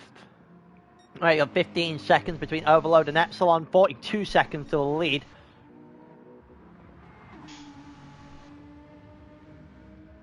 Which means that now all of this, Epsilon has only not Epsilon, Overload has only managed to lose 20 seconds. That's, I don't know, with the other people that you've got in that SSL car. Not S, wait. Yeah, yes. SSL. Yeah. SSL car. That 20 seconds is going to hurt. Obviously it's going to hurt, but at the same time, it's not as bad as first feared anyway. No, but, you know, there's still 10 laps to go. Jack is... a lot can still happen. Jack is in the chat, so he's in the pit lane.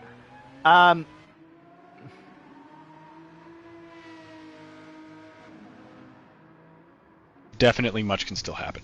Oh yeah, definitely. There's still a long way to go in this one, that's a certain. Obviously, we've seen Syndra make the one mistake, another mistake, and things will get very interesting very quickly.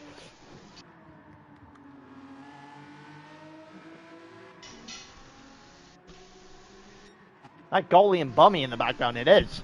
Goalie just pit onto a set of softs, but he has got out ahead of Bummy, so that's not much of an issue for him as he continues to try and chase people down. And can again, it looks slightly out of control of the car. That seems to be a pattern with the 296. It's kind of just hard to tame. I feel like that's that noise you just made trying to... Oh, Jesus Christ, he saved it again! I feel like that noise you just made. It's probably a perfect description of what we've seen so far in this race, yeah. He's been more in control than Jack. The bar is officially in hell. I was going to say, is that saying much? The bar could not be any lower.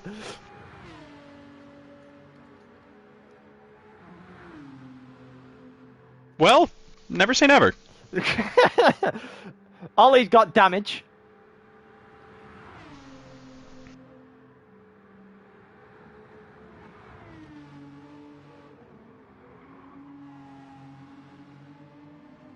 Ollie's got damage now then, so I assume that we're going to see the cars behind just start to close in a little bit more. If you're sat in 8th and you're the Icelandic team, you've just pit.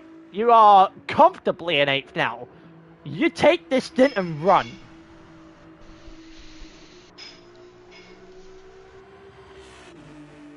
Yeah. I mean, remind me where they started? 12th, I believe. like 11th or 12th. Yeah, I mean, their main man is putting in a perfectly acceptable stint. Oh yeah, absolutely. I'd be quite happy with it.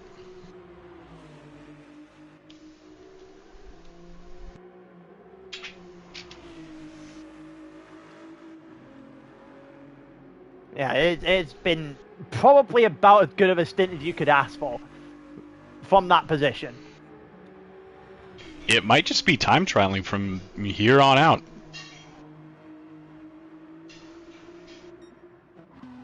For most drivers, certainly. Here comes Epsilon and Overload. Here we go. Epsilon's on a new set of mediums, new set of softs on the car for the Aero GT driver. So now we're going to get a fairly interesting look at things. Ooh. If he can keep the car in a straight line.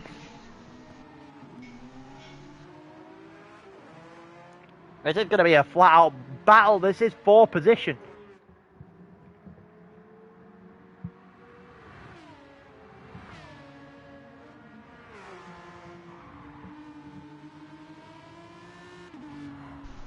Was it mentioned what Mr. Overload was dealing with as far as illness? Not aware of. We're not aware of it anyway. It was just said in the chat that he wasn't feeling well, so they put him on the 3-hour stint.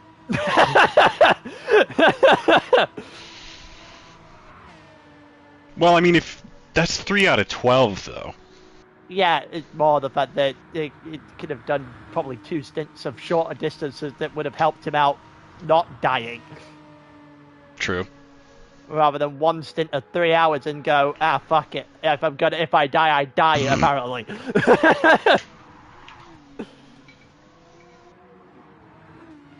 Wack said he doesn't like rain anymore after today.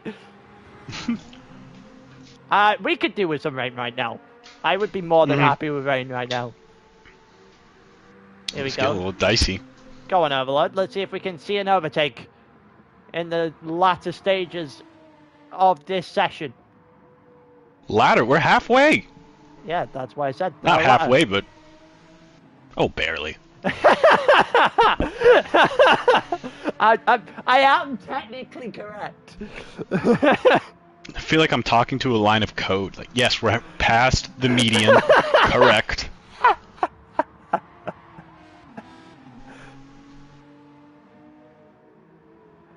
Surely he's not just going to be content to sit behind Epsilon. Can't be. Sure, not on these softs. He's got to get out there. He's got to get out from behind Epsilon and get right through trying to get after Sindri here on this soft tyre. If he can keep the car straight again, he should have gone for it there, to be honest with you. He had enough to go to the inside.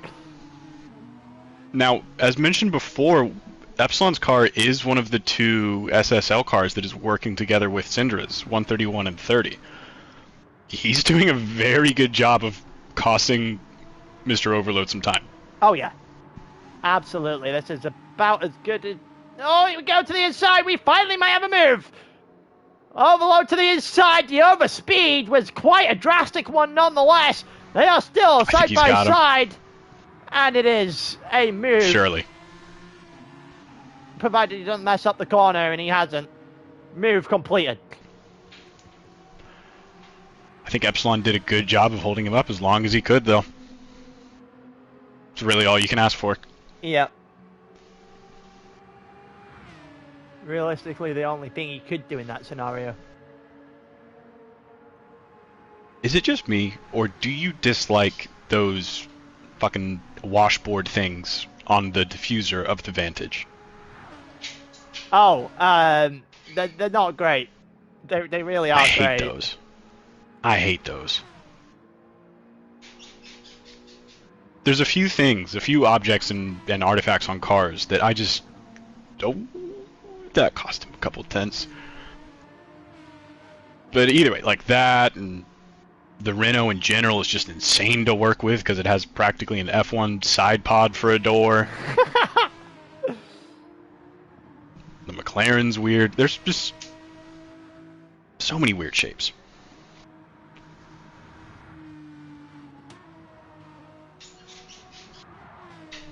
Yeah, Wack just said, yeah, Perry likes spinners, salad spinners for wheels. Is this true? The Polkais ones? I don't know, whatever the one he's referenced. The ones that they're like... I know what wheels he's talking about. Yes. I think they're good. Do they go good on everything? No. But objectively, are they better than a lot of other Centerlock wheels? Yes. I thought these cars weren't supposed to slide.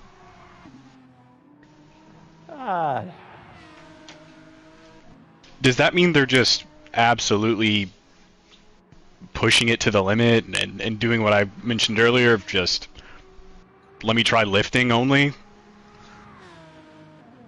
They're probably trying to find limits, yeah, but also at the same time, it's not as easy as first thought. No, I mean, to me it kind of reminds me of like a bit more like an LMP2 car, where you have to trust the downforce, you have to trust it to carry you through the corner. That's where you know, not just gain a couple tenths, it's where you gain half a second in a corner. It feels much more about how you steer with your pedals now. Not to say that you'll understeer off into the distance, but the difference in turn radius, if you lift off the throttle a little bit through a corner, is much more noticeable. That is fair. That is fair. Also, I'd like to point out that Syndra is starting to bleed a little bit of time here to overload. Not that we can get into a position where we can get curious about it. It's still a long way away. But nonetheless, the gap is coming down rather than going up, which is always a good sign. Are you sure we won't get that dark? It's kind of heading towards sunset, towards dusk. I just hope it's raining. I hope it rains, to be honest with you. I don't care if it goes dark. I just want it to rain. In the dark session, it's a little sadistic. Rain the like entire goddamn dark session for all I care. The last time I drove this track for an endurance layout, or for an endurance race, was Aero, and I had rain during the night. It sucked.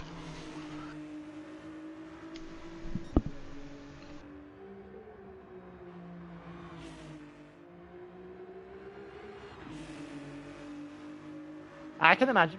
I can imagine that sucks, to be honest with you. It feels like one of those where if you don't know what you're doing, it definitely starts to bite you very quickly. I imagine in this scenario, however, it would probably bring the pack a little bit closer together, and as a commentator's point of view, that's probably what we want.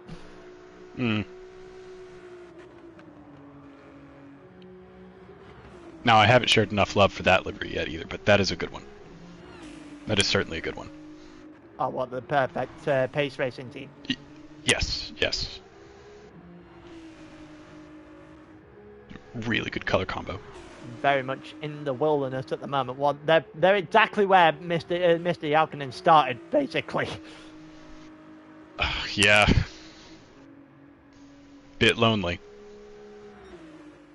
The only problem is they don't have NTO on a really, really front bumper and hard tires to work with anymore.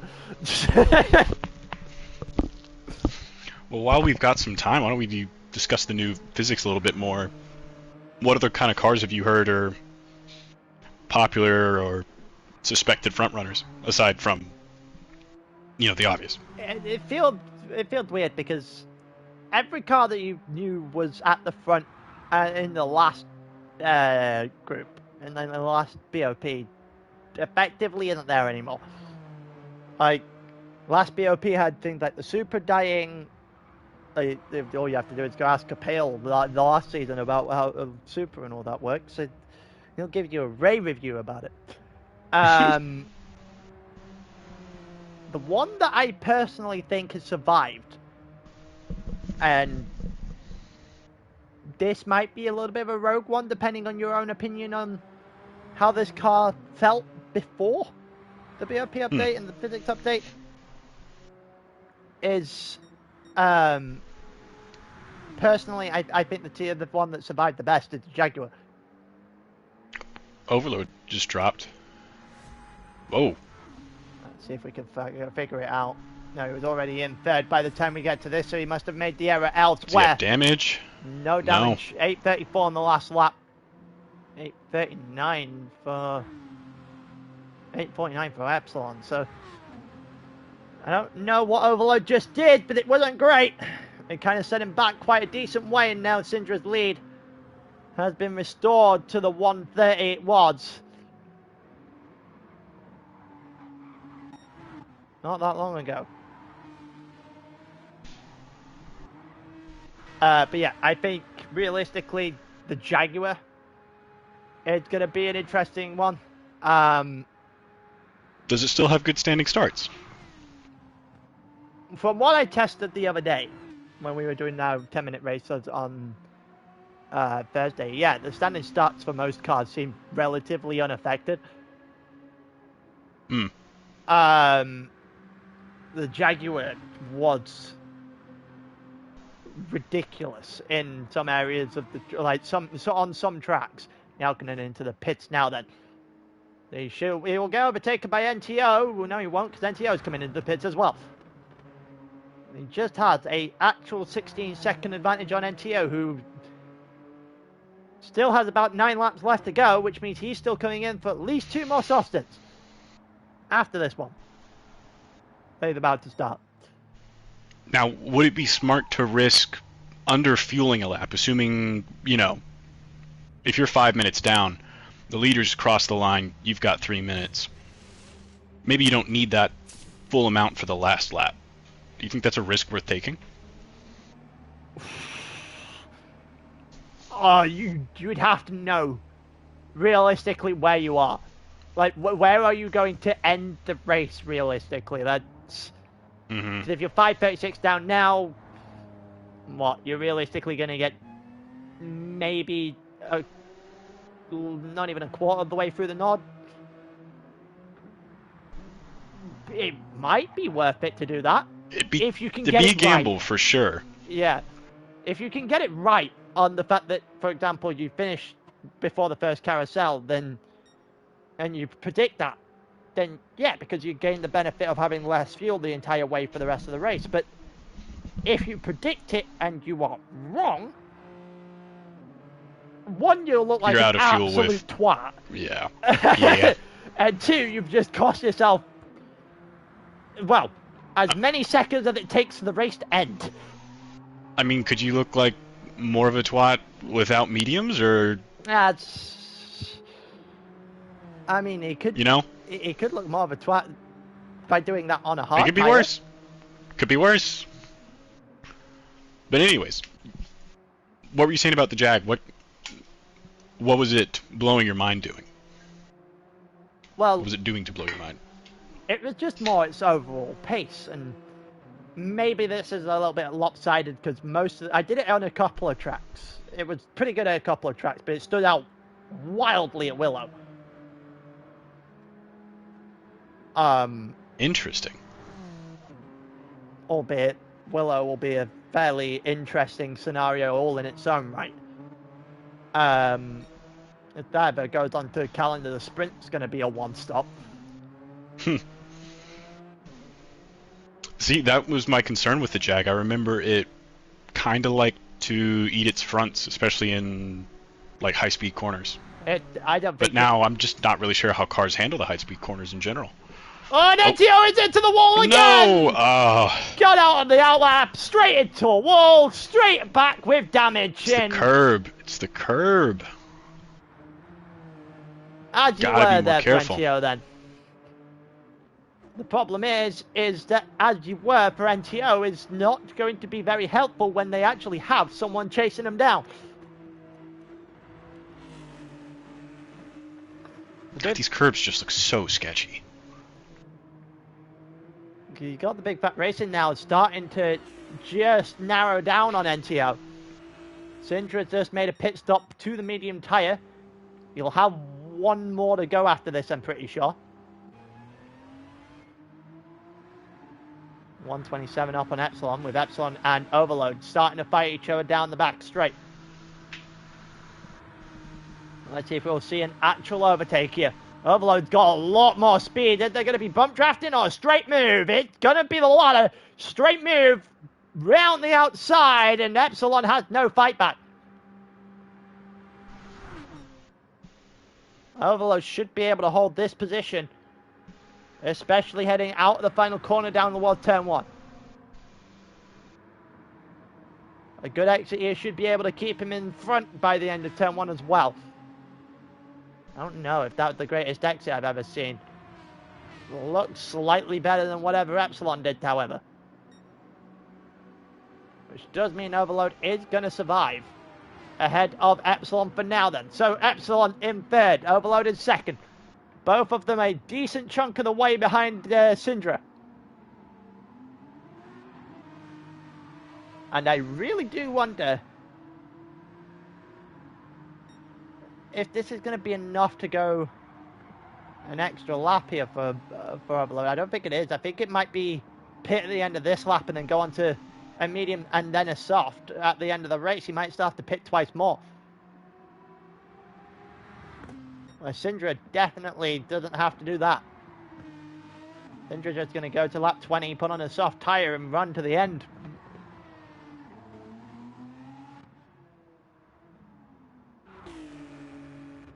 Have a look further down the grid. Big Fat Racing 12 seconds off the back of NTO now.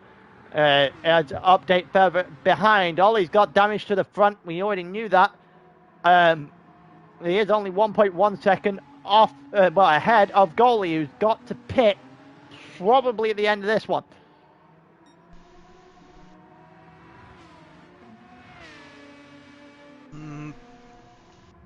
It'd be risky, but no, I don't think he can get another out of that.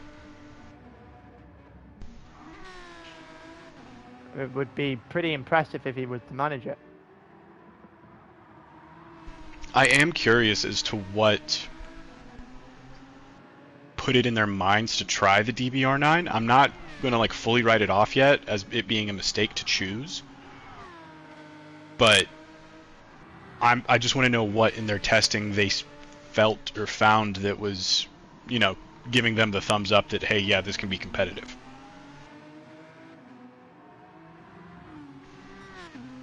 Whatever they found did not translate to today, I'll tell you that much. Certainly not. Hankin's just not long since pit. Is the most stable over the curbs.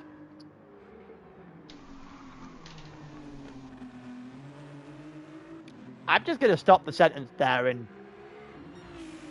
we're just going to cut that sentence there and let that sit for a second.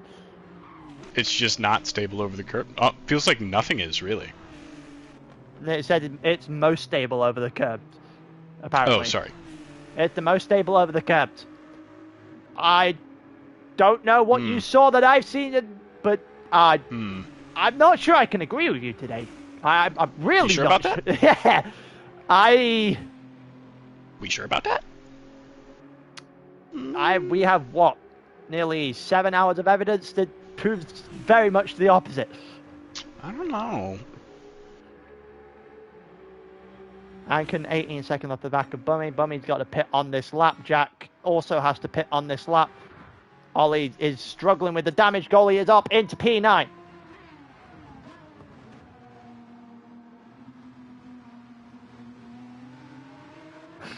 It's just not stable. Oh, Ollie! Not much stable either. Much more stable either by the looks of things. Keeping it just not about on the track. The goalie's up in the 9th, and I don't think goalie will be complaining an awful lot. Again, another one of those that started toward the back of this stint and just is existing without making mistakes. Sometimes that's all you need. Now, for him to catch Big Fat Racing, that would require a lot of mistakes, which doesn't seem like it's going to happen from him. It's realistically something that hasn't happened the entire race so far from Big Fat Racing.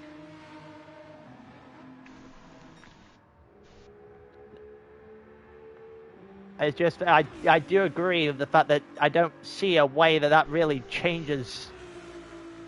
One thing's certain, I do see a way that this changes, however, because obviously NTO Certainly. has absolutely no straight line speed now, because, look, it's not even going to hit 6th gear.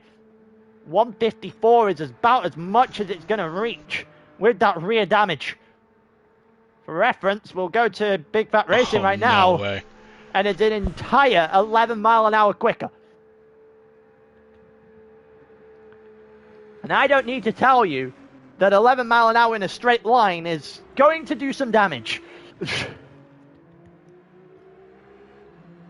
Someone just pit, and that was Mr. Jalkinen coming out the other side and has pit, and is entirely ahead of NTO. And P6, with all that's happened to him so far in the previous stints, it's not really a terrible place to be. Yeah, not really. Well, hold on. He just came out of the pits? Yeah, I believe so. Yeah, he's on an outlap He's now. on worn tires. He might have got damaged last lap then. Because 13 he had red lap, which means he pit the end of 13. And also pit the end of 14. Which means that he has got damage in the last lap or so. That he felt with the need to actually go and fix it. That's effectively just a 30-second penalty to tack on. That is... But it might be worth it. If you're Airman, you're loving life, because you now have a 2.5 minute gap to anyone else. Good time to turn on some tunes. If you thought that Airman, if you thought Syndra was in a comfortable position, you haven't seen anything from Airman yet. That is a ridiculous position to be in. 132 one side, 241 the other.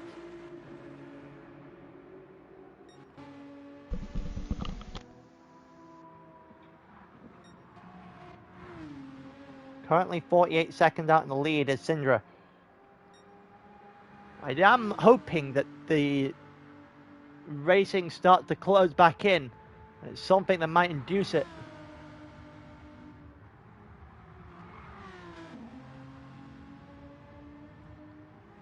We are going into the darkness now, sooner rather than later. The headlights are starting to come on.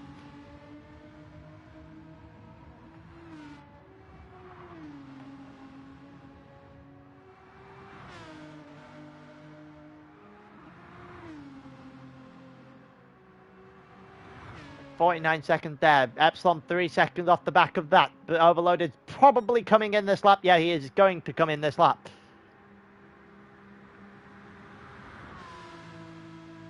I wonder how the strategy is going to play out, if I'm honest with you. That's the thing I have absolutely no idea about right now.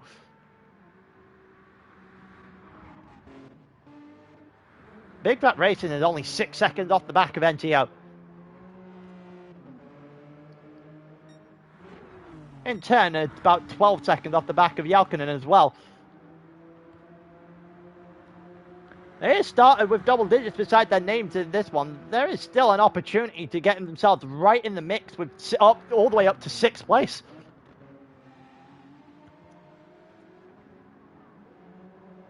Again, it's the exact thing we were talking about earlier, where it's just don't make mistakes, and you'll pretty much be in a good enough position to just steal away a couple of places. Overload into the pits now. Then the gap out front is 53 seconds. Syndra not long since gone onto a medium tyre. Epsilon will pin a couple of laps time.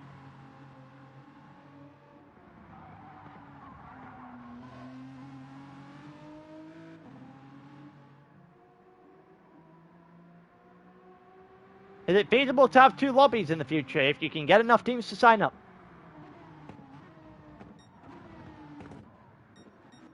Up in a goalie. Goalie is now 7 seconds off the back of Anken. I think it was pit stops, yeah. Anken is on his first outlap since his pit stop on lap 13. The first blind lap, rather. Yeah, I think it was just pit stops that kind of just changed goalie a second. He is 7 seconds ahead of Ollie and Jack, both on pits on outlets as well. Same with Bummy. We're getting a small little gap, a small little group starting to form with each other here from 10th backwards. Ankin might also be included in that group. Actually, it might be from 9th all the way back through 13th. There'll still be some positions to fight for. Jack again getting a little bit too wide.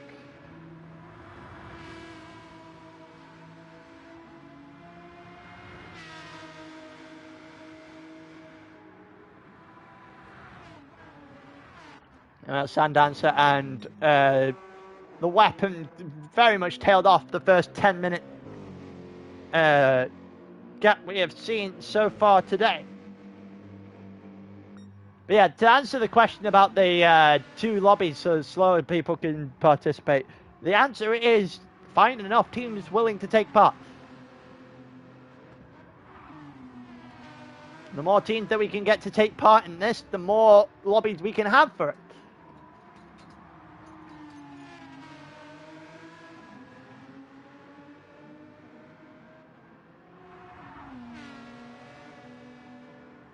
I thought Jack is going to go after Ollie here. Medium tires for Ollie, soft for Jack. Jack will try and make a move sooner rather than later. You know that for a fact. The real question is, when is he going to be able to?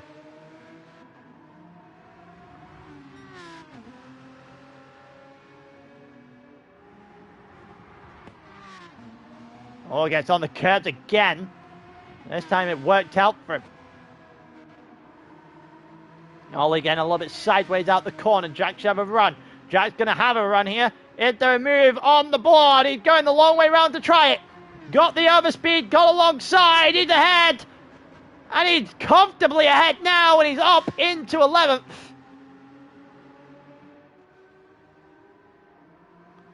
Ben Colley's going to go all the way to lap 20 or there and thereabouts. Jack will have to pit at least once more. Try and figure something out in that regard. Both of them a long way from where goalie is.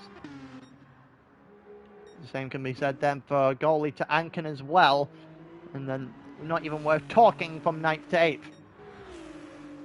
8th is slowly but surely catching up to NTO. NTO has probably half a lap of fuel more than what the Icelandic driver has. We'll certainly get one more for NTO. Will we get another one for Big Fat Racing? That's the bigger question.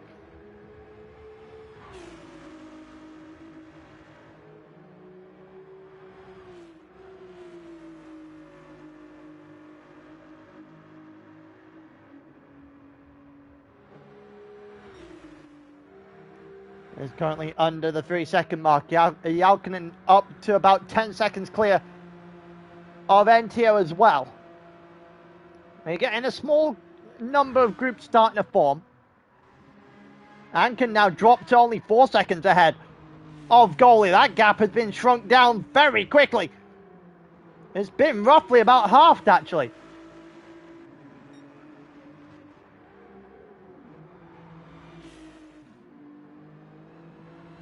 That could prove out to be fairly interesting in the long run.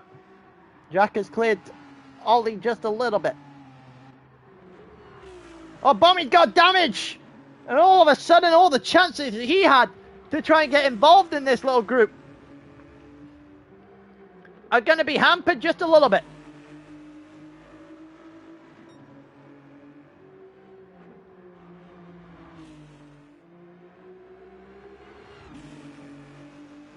Two at the back, well and truly tailed off by now.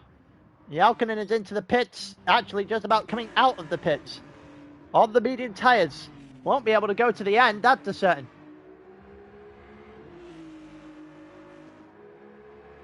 Goalie is catching Ankin at the rate of knots right now. Yeah. Jalkinen pit, hit me.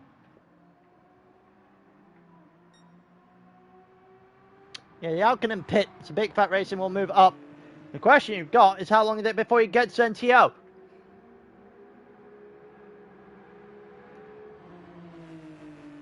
It's going to go to the end of this lap when they both pit. Realistically, I don't think NTO has enough to do an extra lap on top. This will be a big lap for Big Fat Racing, just to try and get himself up an extra position. Hammond 2.5, nearly 3 minutes clear of this current group.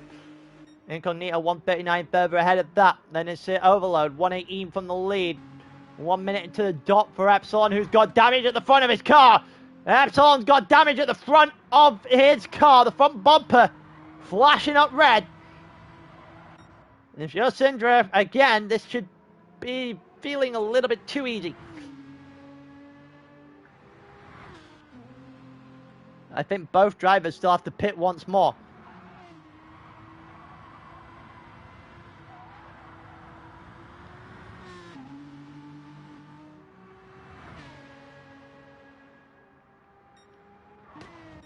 Alright, the drive... Okay, the gap 1 minute pretty much to the dot now. Out in front for Syndra. Go further back, let's see if we've got any sort of fighting going on. We do, so we'll go back to the battle with the Icelandic and the Corsican. It looks like Big Fat Racing is going to try and go the long way round. All the way the outside of NTO. Brakes, and NTO. I don't know if NTO was about to be willing to give him the space. But Big Fat Racing did not even try to take the space. He's going to go this to the inside and absolutely blitzes past NTO and makes that position is up in a 6th. For now. Jalkanen on medium tyres on his outlap, 17, nearly 18 seconds off the back of NTO.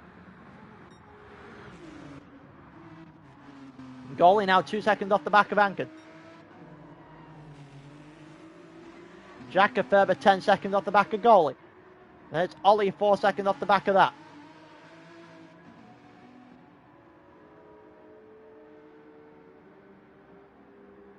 And we've got, Bowie's still 12 seconds off the back, but he's got damage to his front. Slowly but surely bleeding time a little bit. What's the gap for the next one?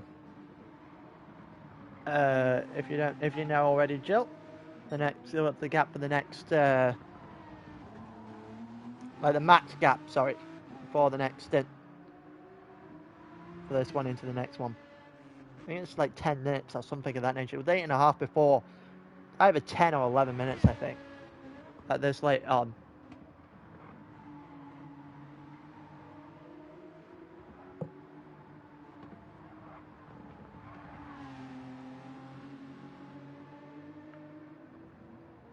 Ten and a half minutes. Okay. I wasn't that far away. Right in the middle of the two numbers I said. Incognito into the pits then. So right now, 10.5 minutes. The weapon has hit that time. We've got damage to the front again, so he can't lose any more time than he's already lost. We'll start 10.5 minutes back at the start of stint 5. Sundancer is also there, not really close enough yet to that 10.5 minute mark to be troubled by it, but it isn't too far away. Everyone else not even going to get anywhere near that kind of issue. Anken is now behind goalie. Goalie has overtaken Anken. And back up in the 9th goes the Canadian. Once again, it's just the benefit of taking, making no mistakes.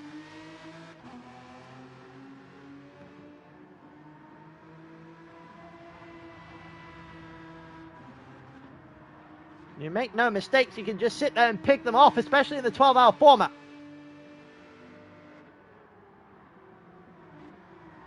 They are still a long way off the back of the group in front. Anken 4 seconds ahead of Jack, then Jack 7 seconds ahead of Ollie. And the gap increasing to Bummy in 13th.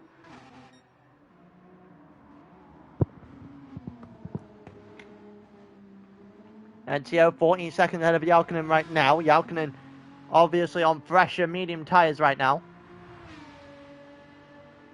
And then we've got the gap just slowly opening up out front. Up over the 2-second mark now for the Big Fat Racing in 6th. Over NTO in 7th.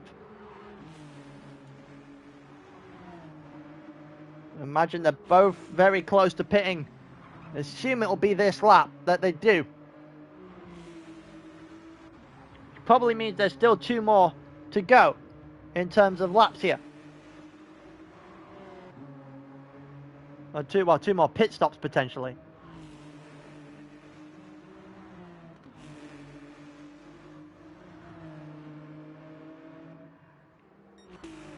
Very forward. Really not an awful lot going on here. Epsilon still has damage and still plans to run with that damage by the looks of things.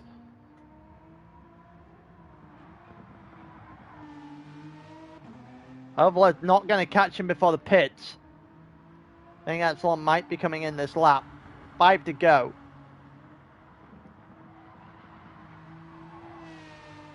Probably means this is going to be Epsilon pitting onto a set of mediums at the end of this lap.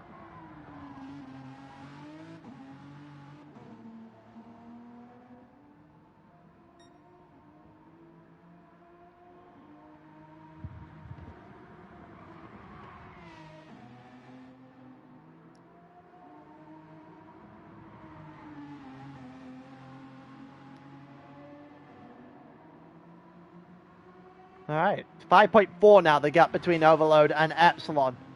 It's just started to creep down. They go through the end of this lap.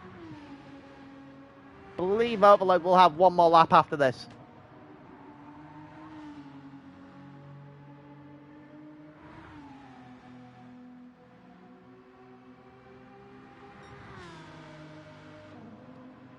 Got about, well, Overload currently 2 seconds up on his fastest time. Should put him somewhere in the 804s. Maybe even into the 803s, which is the first lap time he's done of any note in a very long time. Especially in comparison to the drivers up front.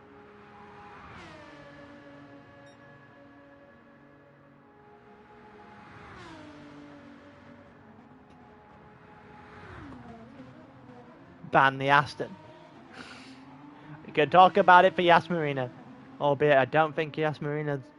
I somehow don't think the Aston's going to be a very phased choice at Yas Marina in a couple of months anyway. There'll be a few more updates before then.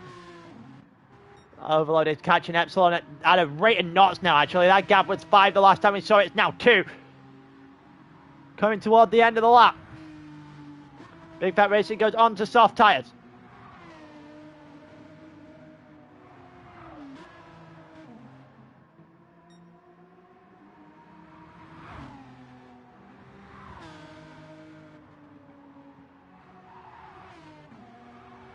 I don't think it is. I genuinely do think that will be the genesis at some point. Epsilon now 1 second. He is well and truly struggling right now. Whatever happened to his front bumper, his tyres are well and truly killing his car. Anken's not happy with something. We'll wait and see though, because we are just going to stick with Overload for now, who is trying to force a way right through Epsilon. One issue is all one mistake is all it'll take for Overload to just breeze on by. Tyre, they're not much better. Imagine mediums feeling that badly though. It's probably a little bit worse for wear.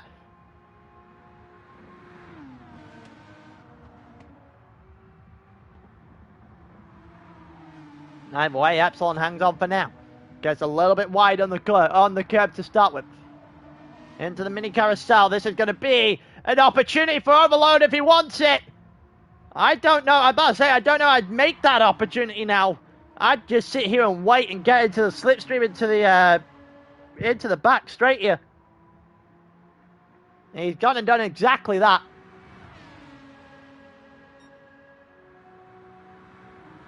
We'll see a move that should come on here for Mr. Overload.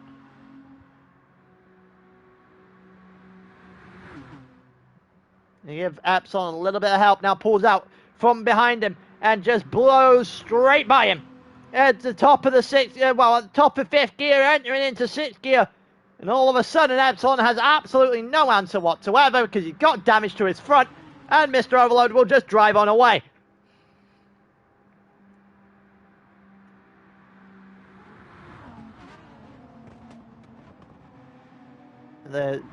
One more lap, I think, for Overload into the pits for Epsilon. It's exactly that.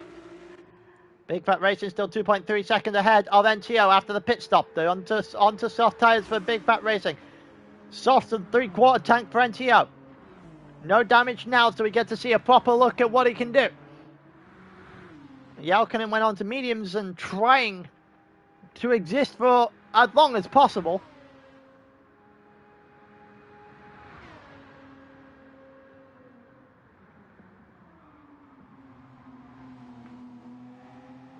We'll see what is going on elsewhere. Anken had an issue, so we'll go and see what Anken did. Happened to Anken. 8:40 on the last lap is never usually a good sign. He's come out behind Bummy and Jack now, who are also fighting it out. Jack on the medium tyres, softs for Bummy at the moment. Also had a bit of an issue. No, none of his last 3 laps are relatively counting. So now we get to see whether or not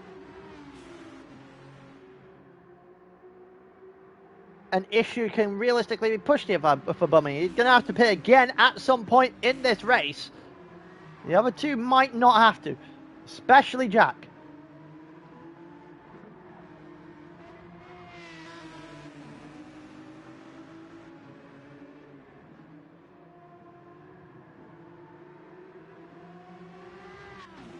There you go, Jack looking for a move. Jack looking to defend the move here. Bummy looking to go for it. 0.2 of a second, just slowly but surely catching up to the back of the DBR9. Overspeed out of this corner will set him up nicely. Jack didn't get a good exit at all. He got a little bit squirrely on the grass. And that'll just allow for Bummy to drive straight on through.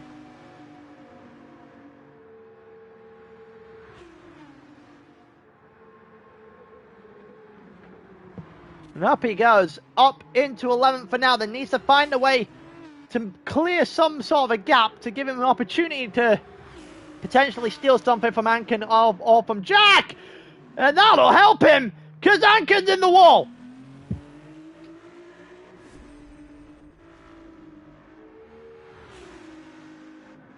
Let's see if we can get an idea of what just happened. From Anken, oh yeah, it's just a bit of the grass. It's just a slight touch of the grass, and it's going to give him no ability to get control of his brakes. Braking on the grass is the worst thing you can do. It's even worse now.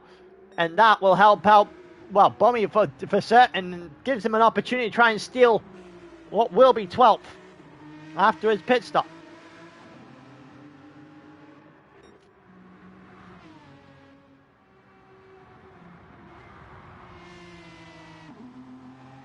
Ollie and I think Ollie and Goalie might be a little bit too far away for them to do anything about it. We're just trying to figure out where everything is going to shake out with a few pit stops still to go.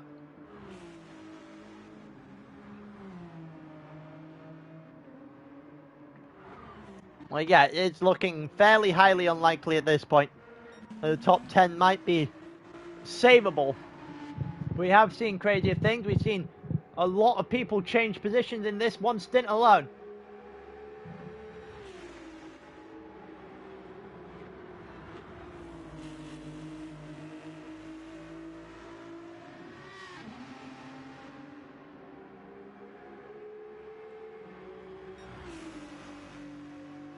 Right, Jack is just starting to lose sight of the American a little bit. We'll move out and away. Big Fat Racing now 3 seconds up the road. We'll still have to pit sooner rather than later.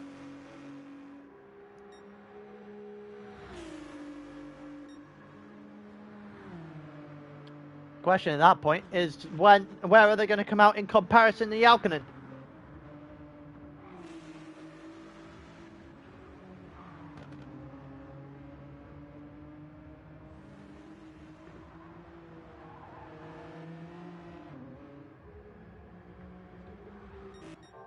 Let's have a look going forward. Epsilon's having a bit of an issue right now with Incognito. Incognito's found himself 4 seconds off the back of Epsilon. Epsilon 41 seconds off the back of Mr. Overload. Pits will still start to shake themselves out for the group at the front. Our gap currently sits at 1:10. We'll probably stick to that kind of gap.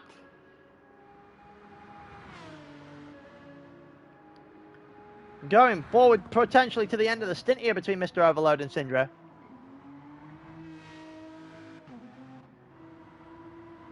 Epsilon going to the end, I'm pretty sure. Incognito will have to pit once more, but for now, he might be able to pose a slight amount of a problem to Epsilon. If he can get close enough, quick enough. Going to go to the end of lap 19 and then probably to the end of the race on a new set of softs as Incognito. He has managed to work that gap down inside 2 minutes on a gap that was, what, about 2 minutes 30, 2 minutes 40. I don't like that. Why am I being tagged?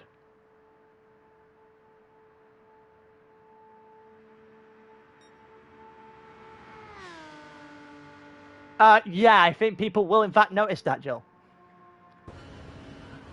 I'm confused as to why he's put me in a message.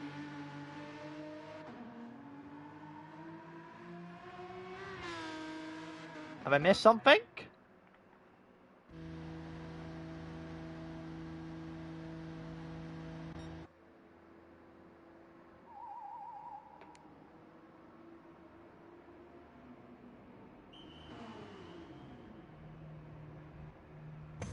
Oh no. Made into the pits now. He's going to come out well ahead of anyone else in this group. Jack is now 8 seconds off the back of Bummy.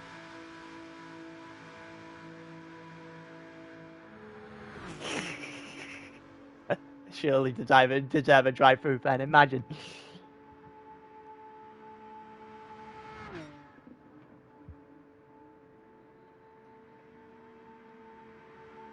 They're currently 27 seconds ahead of Ankin.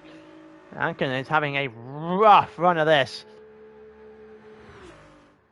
About to be lapped by Mr. Overload.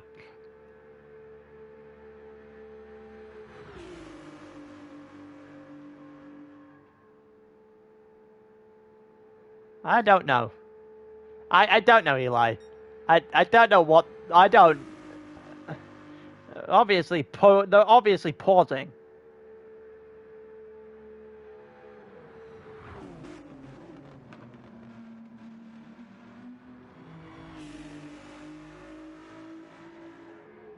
Right into the pits comes Ankin then. Jack stayed out. So he probably should be going to the end for me. A goalie going to the end. The pits are just starting to filter themselves out now. Alkinen now 22 seconds off the back of NTO. He really hasn't had the nicest of times in the last 5 laps. That's what? Still like 3 pit stops in as many laps, realistically?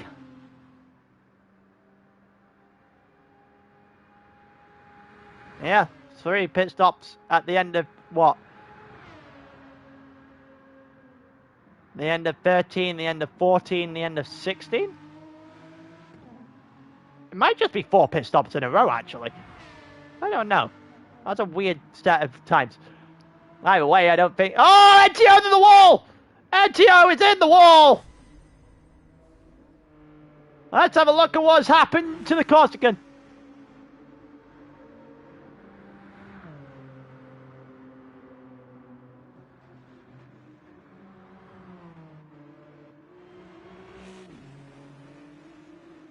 Let's see if we can see what has actually happened to him. Would help if it gave us a camera angle of it. That would appreciated, game. And he's gone off the side and one part of grass on the other and just came straight across. And all of a sudden, the Icelandic guys watching this in a nice position. A substantial gap to NTO exists now. NTO now has damage on the front and rear of his car.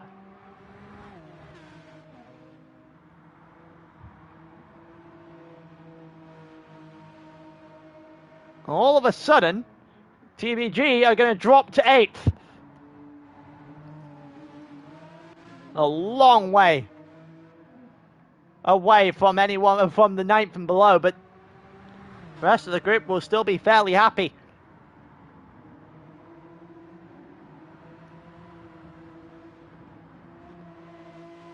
How it is all working out for now.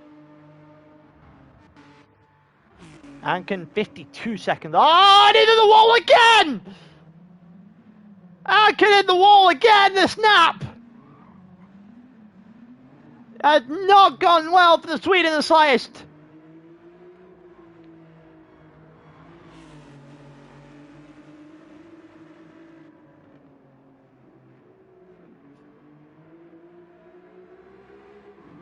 There might actually be a max time here in for Queen's Head at this rate. Back marker currently the weapon, and then also Sandancer as well.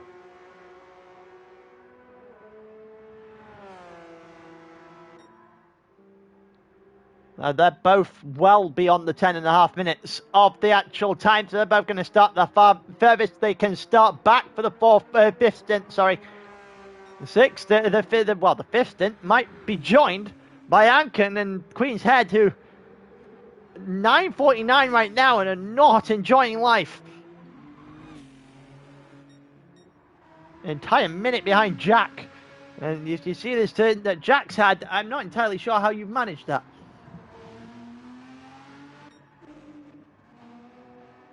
Bommy will still have to pit. We'll put him behind Jack, but he's going to gain a position in this stint regardless. I did see the United score. I don't like the United score, and I'm also entirely not surprised by the United score.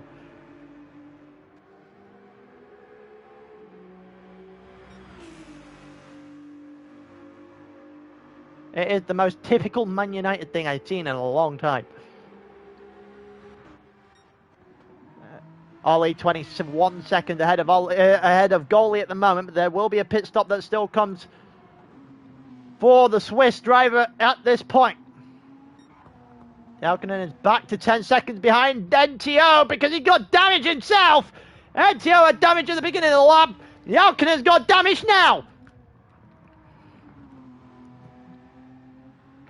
And if you are the Big Fat Racing, the Big Fat Vikings, just trying to get themselves into the top 6, is that everyone else is doing the job for you. You're making no mistakes and you're getting rewarded for it.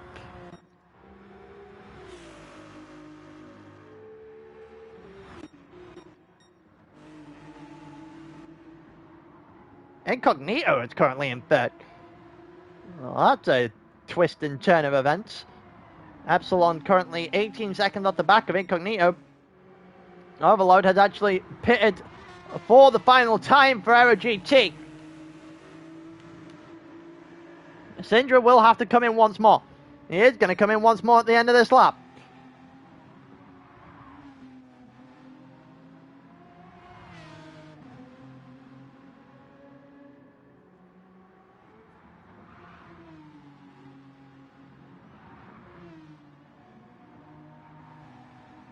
So, the end of this lap for Sindra, that gap will come back down to about the 110 it's been for a long time now.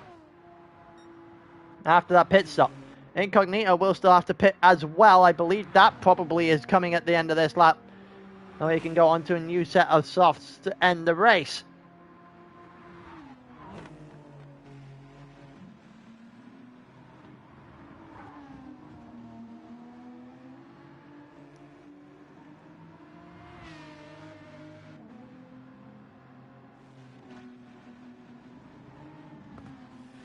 Let's see what else is going on then. So NTO is just kind of slowly being caught up by Jalkanen. They're both suffering fairly heavily right now. And if I was Jalkanen, I'd just go in, put on a new set of mediums and just go to the end.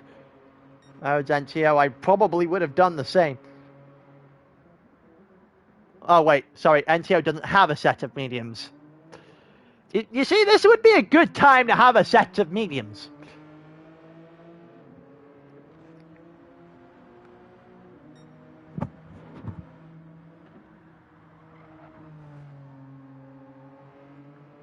This would have been a really good time to have a set of mediums if you're NTO, but he doesn't have them, so now he's having to drive another lap with a busted car. He's going to bleed a lot of time, even just to Jalkinen in the back, behind him.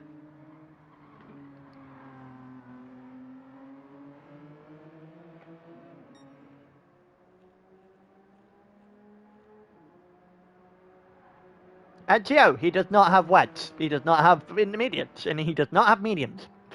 He had softs and hards, and that is it.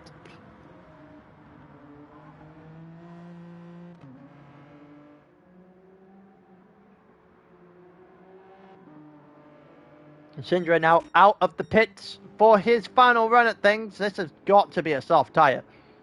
And it is a soft tyre. It is a soft tyre there for Sindra then. Who had done his job fairly nicely here. Even with his one mistake, he hasn't really been punished for it.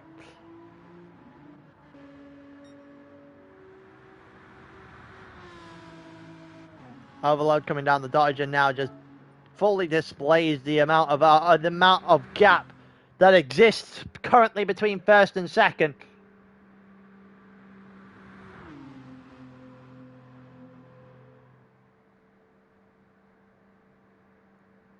And then further back, you've got Incognito ahead of Anken there. But it's only 7 seconds for Incognito, albeit with a pit stop about to be taken for a set of softs. We'll keep his gap at about that 149 mark. He's been doing a very good job so far. He's actually set the fastest lap of the race as a whole.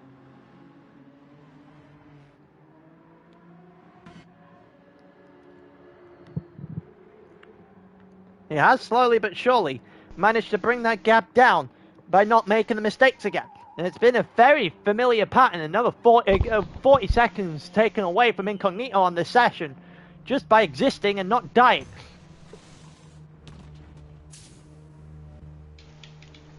Apologies for disappearing. What have I missed? Anken died. Anken died. Anken died. NTO died. Tragic. Tragic. Tragic. Funny. Funny. Jalkinen got front wing damage. Got front end damage. Epsilon got front damage. That's about it. Weapon currently has damage. Oh, well, if that's all. Anken has now hit the max time limit. Wow. It's like 10 minutes, right? 10.5 minutes. Yeesh. He is exactly 10.5 minutes back.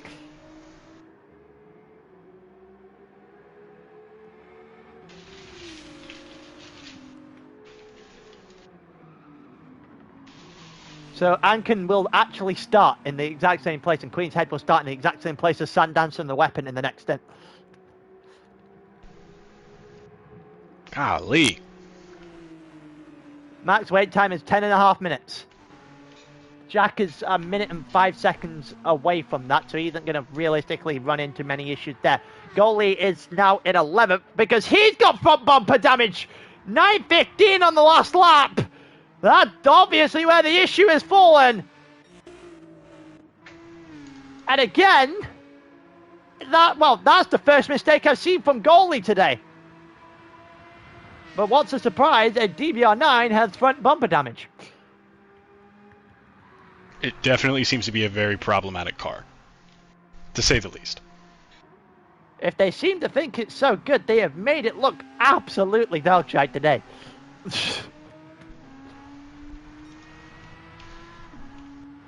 Well, maybe there's more to be seen. Doubtful, but hey. He's 27 seconds ahead of Jack. I doubt he's going to pit again because we're so close to the end. Now a lap down.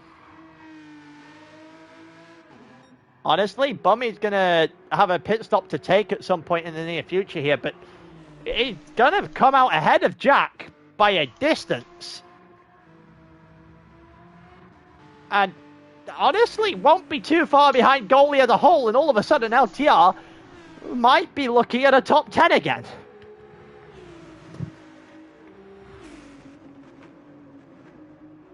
This has become such a strange race.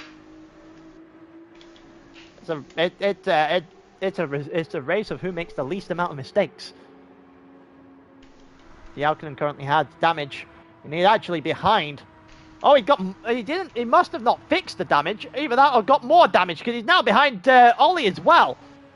Ollie has to pit this lap, but again, Jalkanen not having the greatest couple of laps after would have been quite the stint up to that point. And yeah, if the big winners of this entire stint are definitely the Icelandic team.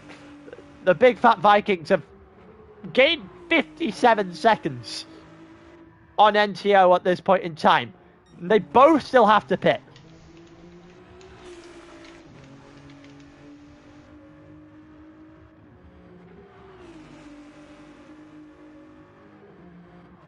Honestly, that's not a lot that could go wrong here if you're the Big Fat Vikings. They're rooted to 6th, realistically, at the end of this stint.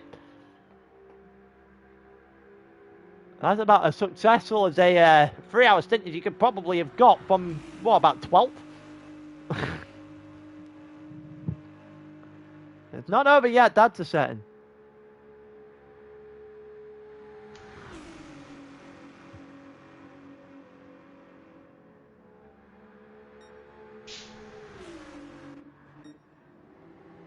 Also, Incognito has well and truly tried to put the marker down here. He's only 147 off the lead after being, what, 2 minutes 30 at the end of the last stint.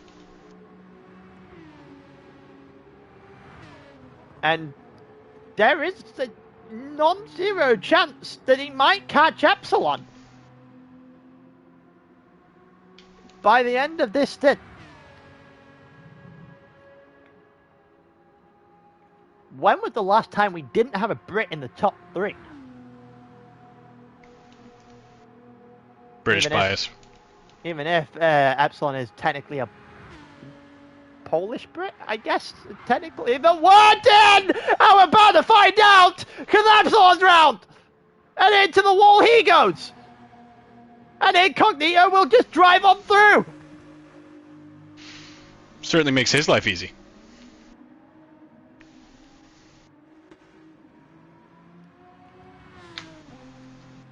We have a Norwegian, a Swede, and a Pole in the top 3.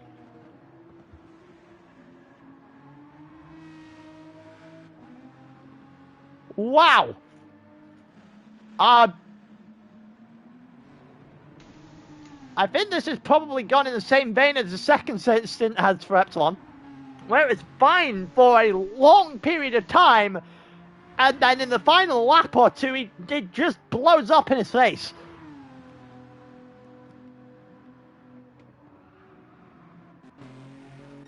Also, Ehrman is literally on his own. He might be lost away out in the middle of the Nordschleife with nobody around him.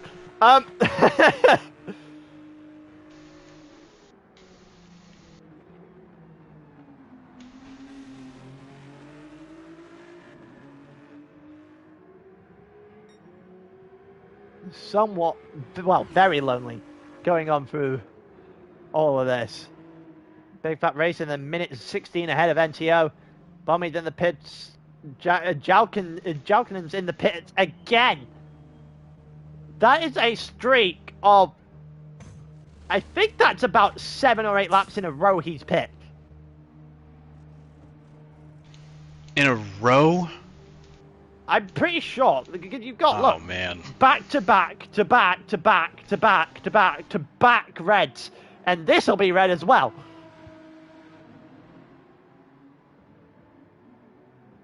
You gotta feel for the guy at that point. And I'm sat here and I'm thinking, well, it could be 4. He could have pitted on every other lap, right? Yeah. But then that also doesn't make a ton of sense. It does. It could have been 4 in the last 8, actually. But still, nonetheless, 4 pits in the last 8 laps is rough. Yeah, that's a lot. Regardless of whatever caused it.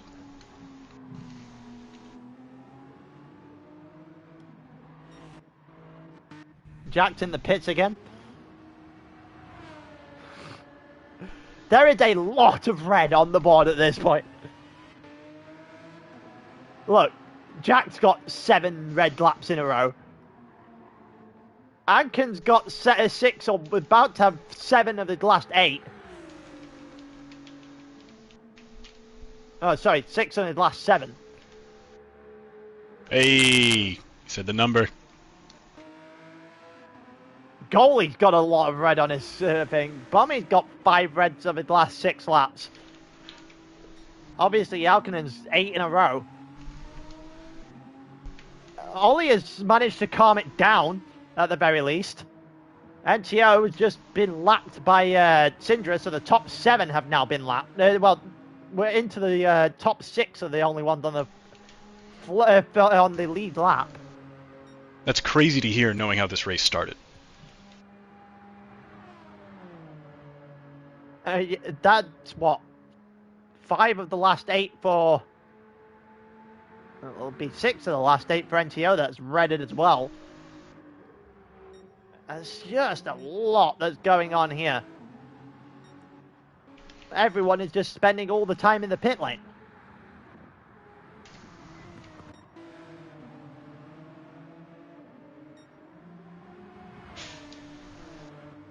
Syndra's gap 119 to the lead, to second place.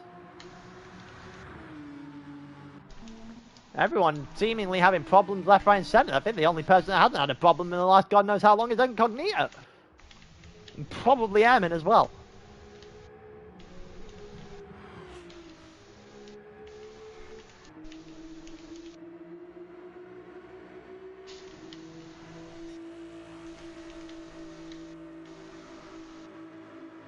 There's still a lot of gaps falling around here at the moment. The gaps are shortening in other places. In the middle of the pack from 7th backwards. Just starting to kind of mush together. Bummy's out of his pit stop now. He's 28 seconds ahead of Goalie,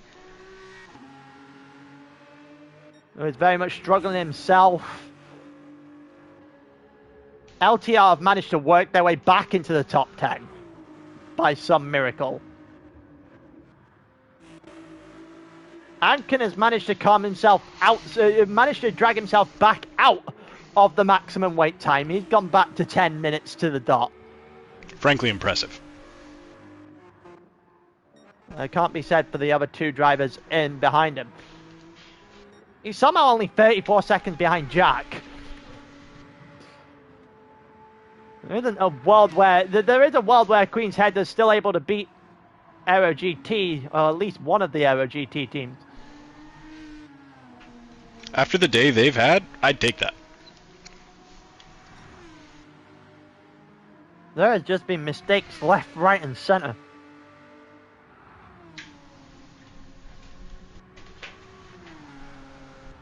Oh, Jack again, almost breaking onto the grass, and do you think they've learnt by now? Guess not. Would you? Yeah, I would actually.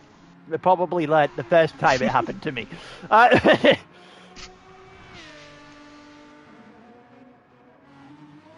What's the saying? Fool me once, shame on you. Is that what you're thinking? Yeah, that's the one I'm thinking. She'll fool me once, shame on you. Fool me twice, shame on me. Well, how many other times this the DBR9s have been fooled at this point? Fool me 3 times. Come on, man. That's just kind of mean. Shouldn't take advantage of gullible people. Bobby might actually go after Alkinen, you know. It's not entirely impossible that Bobby gets Jalkinen.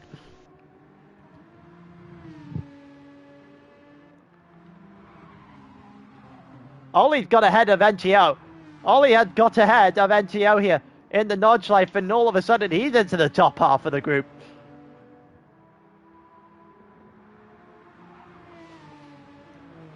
I don't know what one's been more interested, trying to figure out how the pit lane's trying to work out in terms of the strategies, or who's actually where, because they've all died that many times. Honestly, yes, I agree. Oh, Ollie's going a bit wide now. He's testing his luck.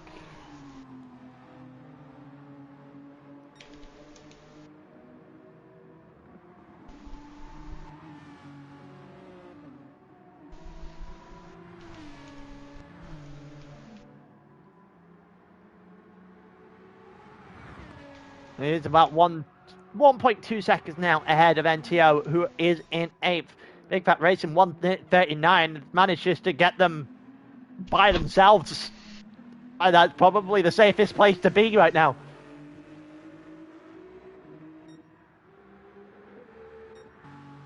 And Epsilon. Epsilon's 40-odd seconds off the back of Incognito now, after Epsilon had to pit on lap 20. Epsilon lost out by a long way from what was about a minute. Minute 20 is now 2.5 minutes behind the lead.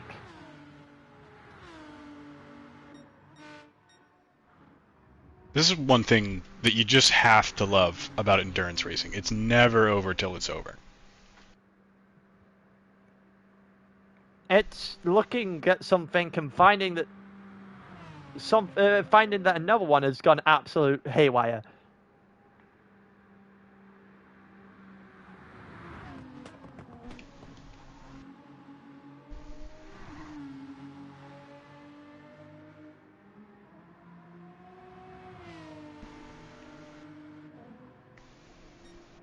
On to lap 22.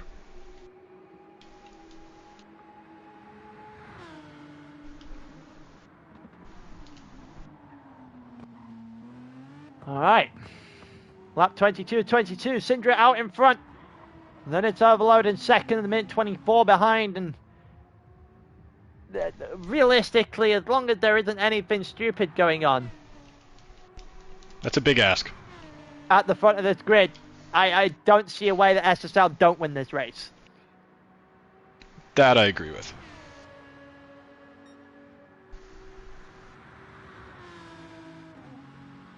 It'd have to take what? Rain? Meteor, maybe? At this point, to try and cover that gap. I don't know. To try and cover that gap up, to be honest with you.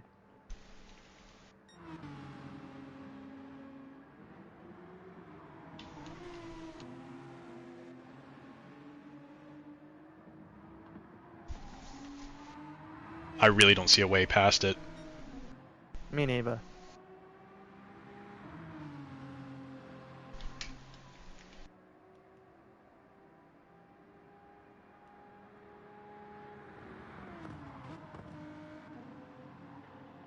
Yeah, I don't have to happen now. Over those next so many hours, you would need something special to happen, I reckon, to stop them from just cruise controlling this one to the line.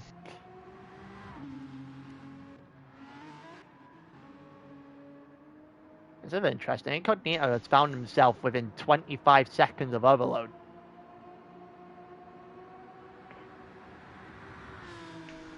They are very much still in it. Well and truly on track for a podium. Probably still need a mistake or two to try and catch Syndra, but they have taken advantage of the one mistake Syndra did make in this to catch about 40 seconds, so probably need at least 2 more of them to make it competitive. Incognito's in the final car in the final stint, I believe.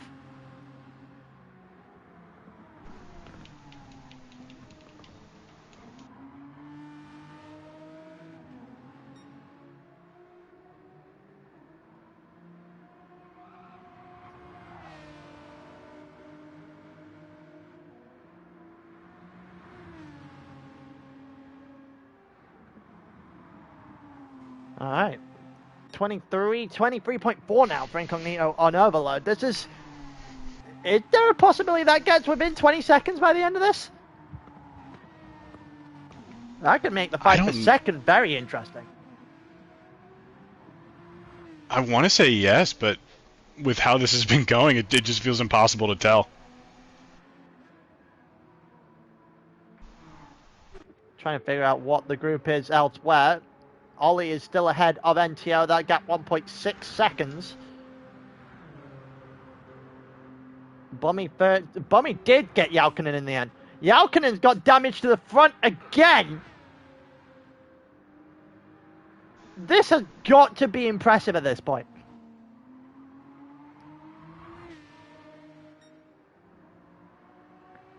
How many times before have you seen in a race the entire right-hand side of the screen being red?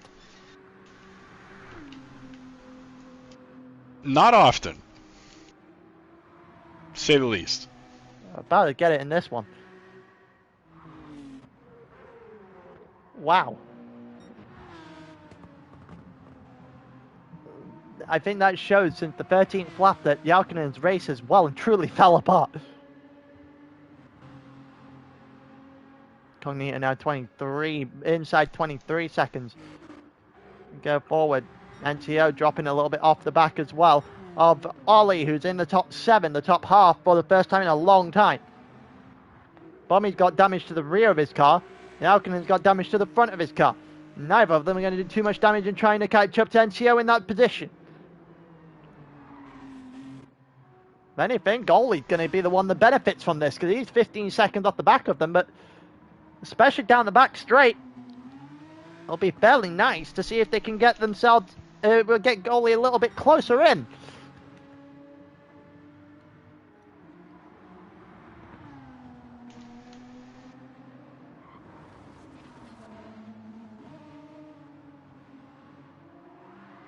Oh, a little bit of slide there again for Jalkinen. Continuously adding to the pain at this point. Anken is back to 10-16, 10-17 away.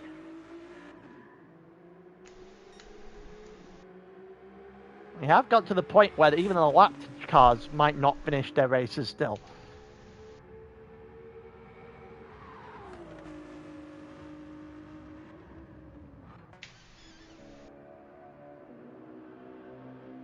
This has become quite the interesting race.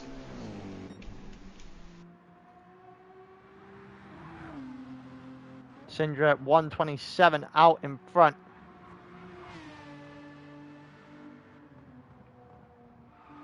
Should have a 30-minute break after this one. However, given the fact that it's already quarter past, on to 20 past 6, I'm probably going to try and use that to catch up on a large amount of the gap that we are currently filling.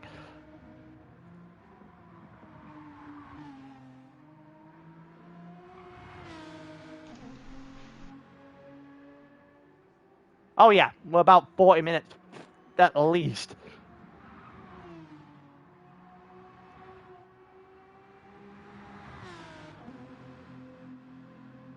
There you go, Sindra is heading round to the end of the lap here. We are in pitch black time now.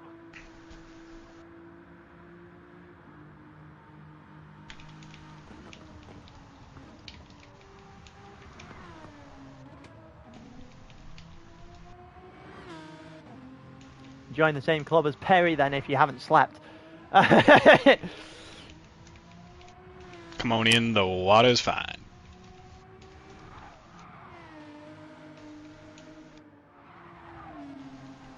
It's really not that bad. There's still 2 more stints left yet.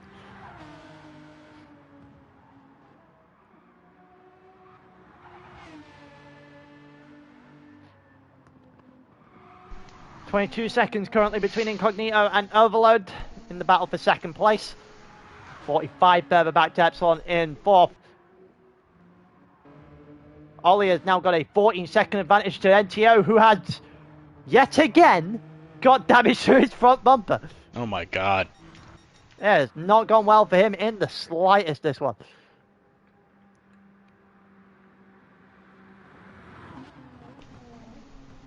As it looks like Cinder is about to come round to the line. Those are just all gone to the Nordschleife. Definitely won't finish the lap. And it's Syndra. And they continue for the third stint in a row to hold the lead by a significant margin, and that gap is growing. Syndra will take the lead and take the stint lead and all the way through into stint 5 with a minute and a half advantage on Overload. Who's next? Ollie's the next one over the line. 8 minutes 35 further back. First of the lapped cars. NTO after that.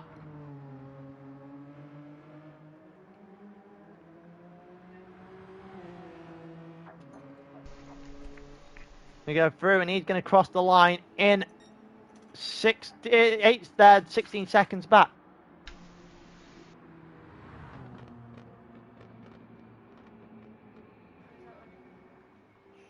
It looks like Bummy over the line there in 9th, 11, 10 seconds.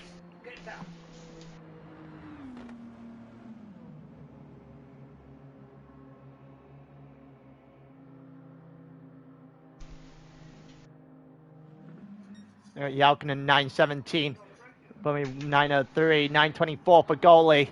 We got Jack 10:03 back, Anken 10:37. So Anken Sandanson and Weapon all start at the max time. Go through. Big Fat Races 664, 424 for M and 234 for Epsilon, 150 for Incognito, 129 back for Mr. Overload. As it stands, I think everyone up to Epsilon will finish that on the lead lap. That's a certain. I think Airman and Big Fat Racing are a bit too far behind to really test that. Incognito has finished. Definitely will be Epsilon that finishes as well. It looks like Anken will finish for good measure. Airman 425 at the moment. And Big Fat Racing 655. Anken will finish, but it'll be max time for the back three. They realistically are just dealing with the rest of the front of the grid right now. 235 for Epsilon. Probably wishing Anken would get out the way real quick here.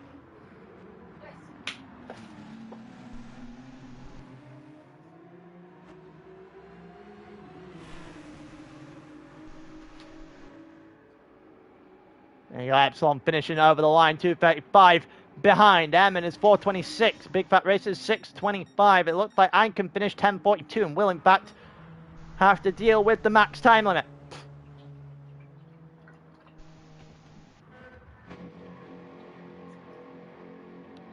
It's like Sandancer might be a little bit too far away to finish the lap. He needs the next one over, so he will go and have a look. Airman 427 there. They just go through. Should have had a look at the gap for Big Fat Racers 665 the last time I knew it.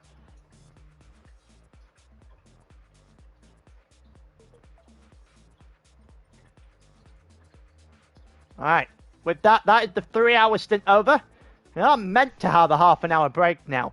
So we will take a little bit of a break. I need to eat food at the very least. And until then, see you in a bit.